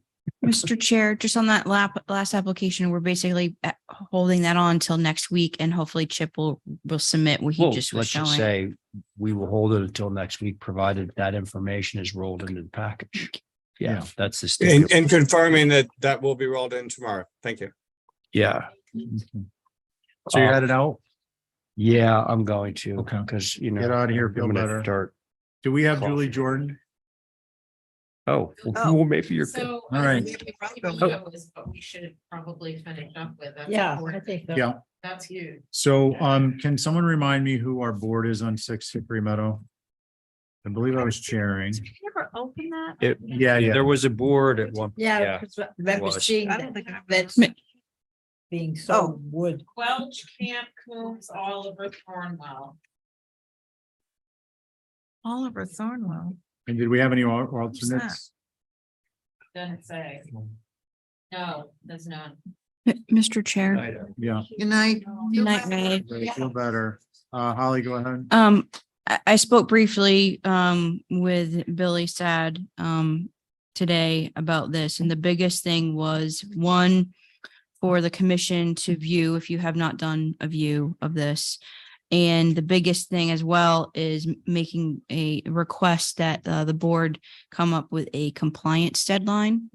As you can imagine, there's a lot of abutters in this neighborhood that are concerned for this fence, and having obviously a set time frame for the applicant to come into compliance would be most appreciative, even from staff's perspective. So thank Okay. you. Thank you, Holly. Okay, so this is what we're doing. This is a commissioner's item for discussion and vote. What we're basically doing is and outlined in the agenda is to determine whether we want to establish a compliance deadline, and if so, what that is. I understand, just acknowledging you're here, you're the property owner? I'm the landscape architect. Landscape architect. Yeah. And what's your name for the record? Scott Fritz. Scott Spritz. Okay, Scott. So we're not going to get into deliberation on the merits of the application right now. We're Did looking. you, I turned in the application Yep. Friday and I got a message from Esmeralda that you were talking today. I said, well, about the timing on it or because of neighbors' input. Yeah. And So so- Scott, go ahead. thank you. I appreciate it. What we're doing is we're going to discuss whether we're going to establish a deadline for this matter to be resolved by a vote of the commission. That we're not going to get into the subject matter of the application itself. For instance, what type of fence, where the fence is. This is simply a discussion of the procedural aspects with respect to closing this out. Because it had not been determined that there would be a deadline. And now we've determined, based upon the fact that we didn't get an application until Friday, that that we do need to, we believe we may need to establish a deadline. So, ladies and gentlemen, I think, where are we in the rotation? Can I ask a question? Well, hold on one sec, please. Question. Oh, is that not? Yeah, because That's we're what it's all just, about. this is just a new matter of business. So, do you guys know where we are in the rotation with you guys? Yeah. Hold I called you. Carrie's not here. No, it's a separate new item. You want to, Connie? Okay, just so I know. Okay, so the board is Abby, Diane, Val, Connie, and myself. And again, the question is, do we want to establish a deadline? I That have we no view idea it? How to do that. Okay, I'm not, you don't have to know. You just got to tell me whether you want to do it or not. The chair can take care of the rest through facilitating the meeting. What would that involve? So basically what we want to know, Val, is there a problem with that? I just don't understand. Okay, but you don't have to get like indignant. I'm not being Okay. snarky. I'm just giving you direction. You don't have to get indignant with your like looking around like that. It's a simple procedure matter. You just said you don't understand, and I told you that you don't necessarily have to understand. You just have to understand the goal. And then together as a team, we can accomplish the goal. So I appreciate it if you just left the attitude behind and we proceeded as a team. Thank you. Yeah, Are you interested in establishing a deadline for compliance? yeah. Okay, great. Why don't we talk about that? What do we think is a reasonable deadline for compliance? What is the compliance? Compliance is they submit an application that is approved by the commission. And Because this then, is an as-built? and then they act, excuse me, and then they act on it by a particular period of time, because this is an as-built condition. I personally would like to wait until we've all, until I went to see it and I couldn't see what the problem was. So I mean, it seems that it's supposed to be obvious, but I went there and I saw the two properties side by side, but I didn't see what the problem was. So I would feel better if we deliberated once and then put, We did time. deliberate on this. We have deliberated on A this. Are you sure you have the right? commissioner is asking. Excuse me, Diane, please. No, we can speak. To interrupt the chair. It's called Robert's Rules. I know Robert's rules. I have the book. Don't tell me about that because I'll bring it up. Abby has the floor. Don't interrupt the discussion. You're out of order. Abby, you just said you would like us to deliberate on this. yes, yes. I'm pointing out the fact that we have deliberated on this. And we made a Well, then- determination that we were concerned. Are you sure you have the right property? Yeah, did you see the Yeah. pictures? 6 Hickory Meadow Lane. Yes, I went there a couple of weeks ago. Okay. And I didn't see, because it was on a view and I didn't see what the problem was. Okay, so your point has been taken. Can I s- Anna, would you like to speak on the concerns? No, I of the think applicant? what we ought to do, we're not here. We're here as a total commission. You may be the vice chairman, acting as chairman at this Diane, minute. please, no, I am not going to tolerate this where you take an ad hominem approach to discussion. We are here to discuss a particular topic. If you would like to discuss the topic, you can. If you do not, you are talking about something that's not on the agenda and I will not entertain it. What we are talking about is deliberating on a deadline for compliance. Would you like to discuss that or not? I don't know how long it can take, see if everybody has gone and looked at it. And Well, then, ask the question.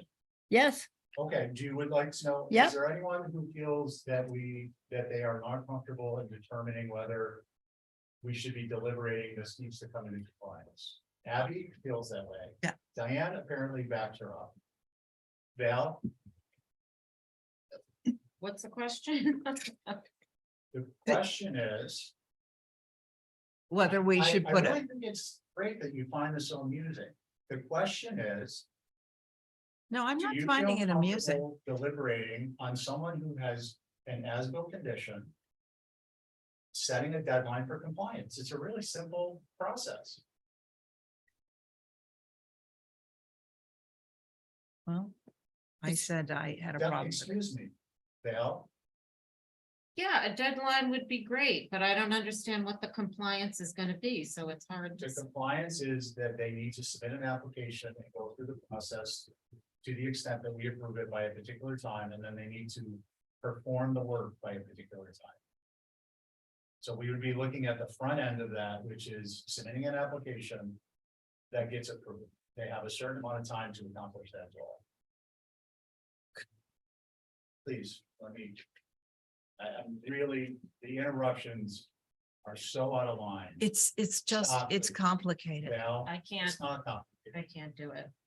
I don't understand why it has to be so complicated. We want to just ask questions. And we can't, so go ahead. Without me. May I? No, Okay. we're gonna call this off the agenda.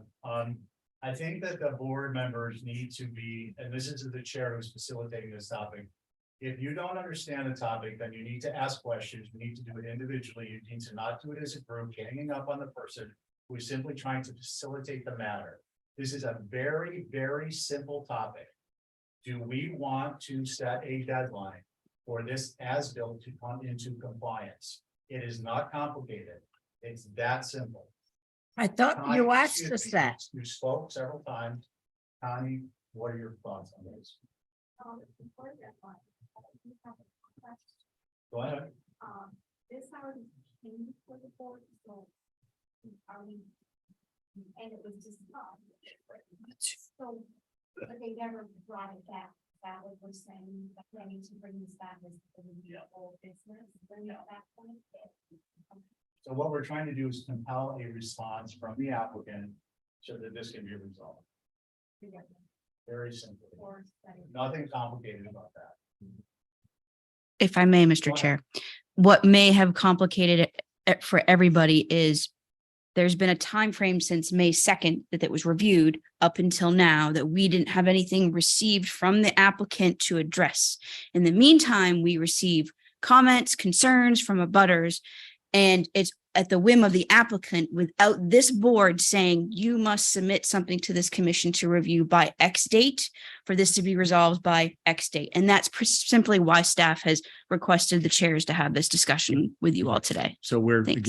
once again, simply determining whether we will be compelling the applicant to respond by a particular date. Noting, of course, that if they don't respond, then there is a fining scheme in place. Are we still confused about what we're talking about? That was a very nice explanation and made it clear, so thank you, Holly. Yes, let's compel them. It would be easier to have an explanation if the chair were not interrupted with adversarial. Shake your head if you want. That's the fact. We can't vote, we can't deliberate if we don't understand the situation. Holly And was you- right, we got all these messages about the neighbors but we did. Look, the explanation was the same that Holly gave and I gave. If you don't listen to the explanation, you can't hear it. We're at the point where we all understand what we're discussing, correct? Yes. Okay, so let's have some deliberation on it. Who would like to begin? Is there a deadline that you would like to establish, and what's the basis for the deadline? Does anyone not understand that?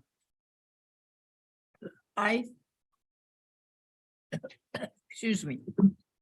I would rather do it not now. I would rather do it with the chairman here and all of us discussing, have a picture of the fence, so we're not remembering back however long ago it was. And perhaps we as a commission could discuss what the ramifications of our decisions would be. Okay, I appreciate that, Diane. On this topic, I am the chair.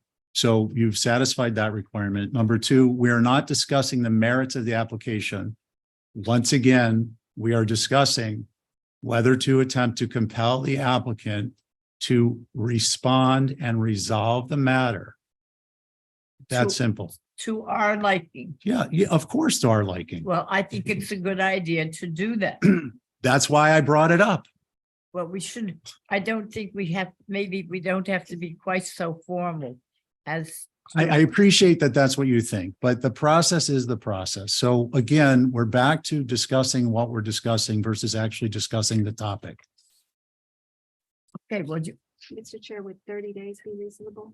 I think it would be reasonable based upon a calendar that revolves, the 30-day window revolving around deadlines and Tuesdays. So Fridays are our deadlines and Tuesdays are our meeting date. So that is to say that we don't establish a 30-day and we are 2 days short of a Tuesday or something along those lines. Do you have something in mind, Connie? Calendar.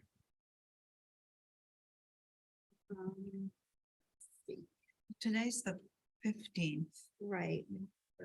13. Okay, but I mean, I'm just. So if We did a. in about 2 weeks. so 2 weeks instead of 30 days. Well, why don't we do this? Why don't we establish a two interval period? So my understanding is they have submitted some information that we'll be deliberating.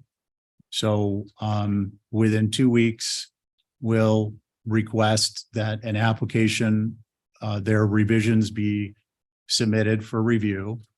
And then we'll, on the tail end of it, there will be a date that they need to come into compliance with revisions. So perhaps that would be the 30-day-ish window. All thing with a 15-day break. Yeah, kind of like a double step. So we're doing what you want to do, which is review the actual application and ask questions. Right, Which no one is trying to prevent, right. but that's not going to happen until we actually have the application in front of us. Okay. So that's what does fine. the calendar look like for that, Connie? June 27th would be 2 weeks from today. And then if you put another 2 weeks on, it would be July 11th. Okay, so does everyone understand? Basically, we're looking at an initial review of the revisions,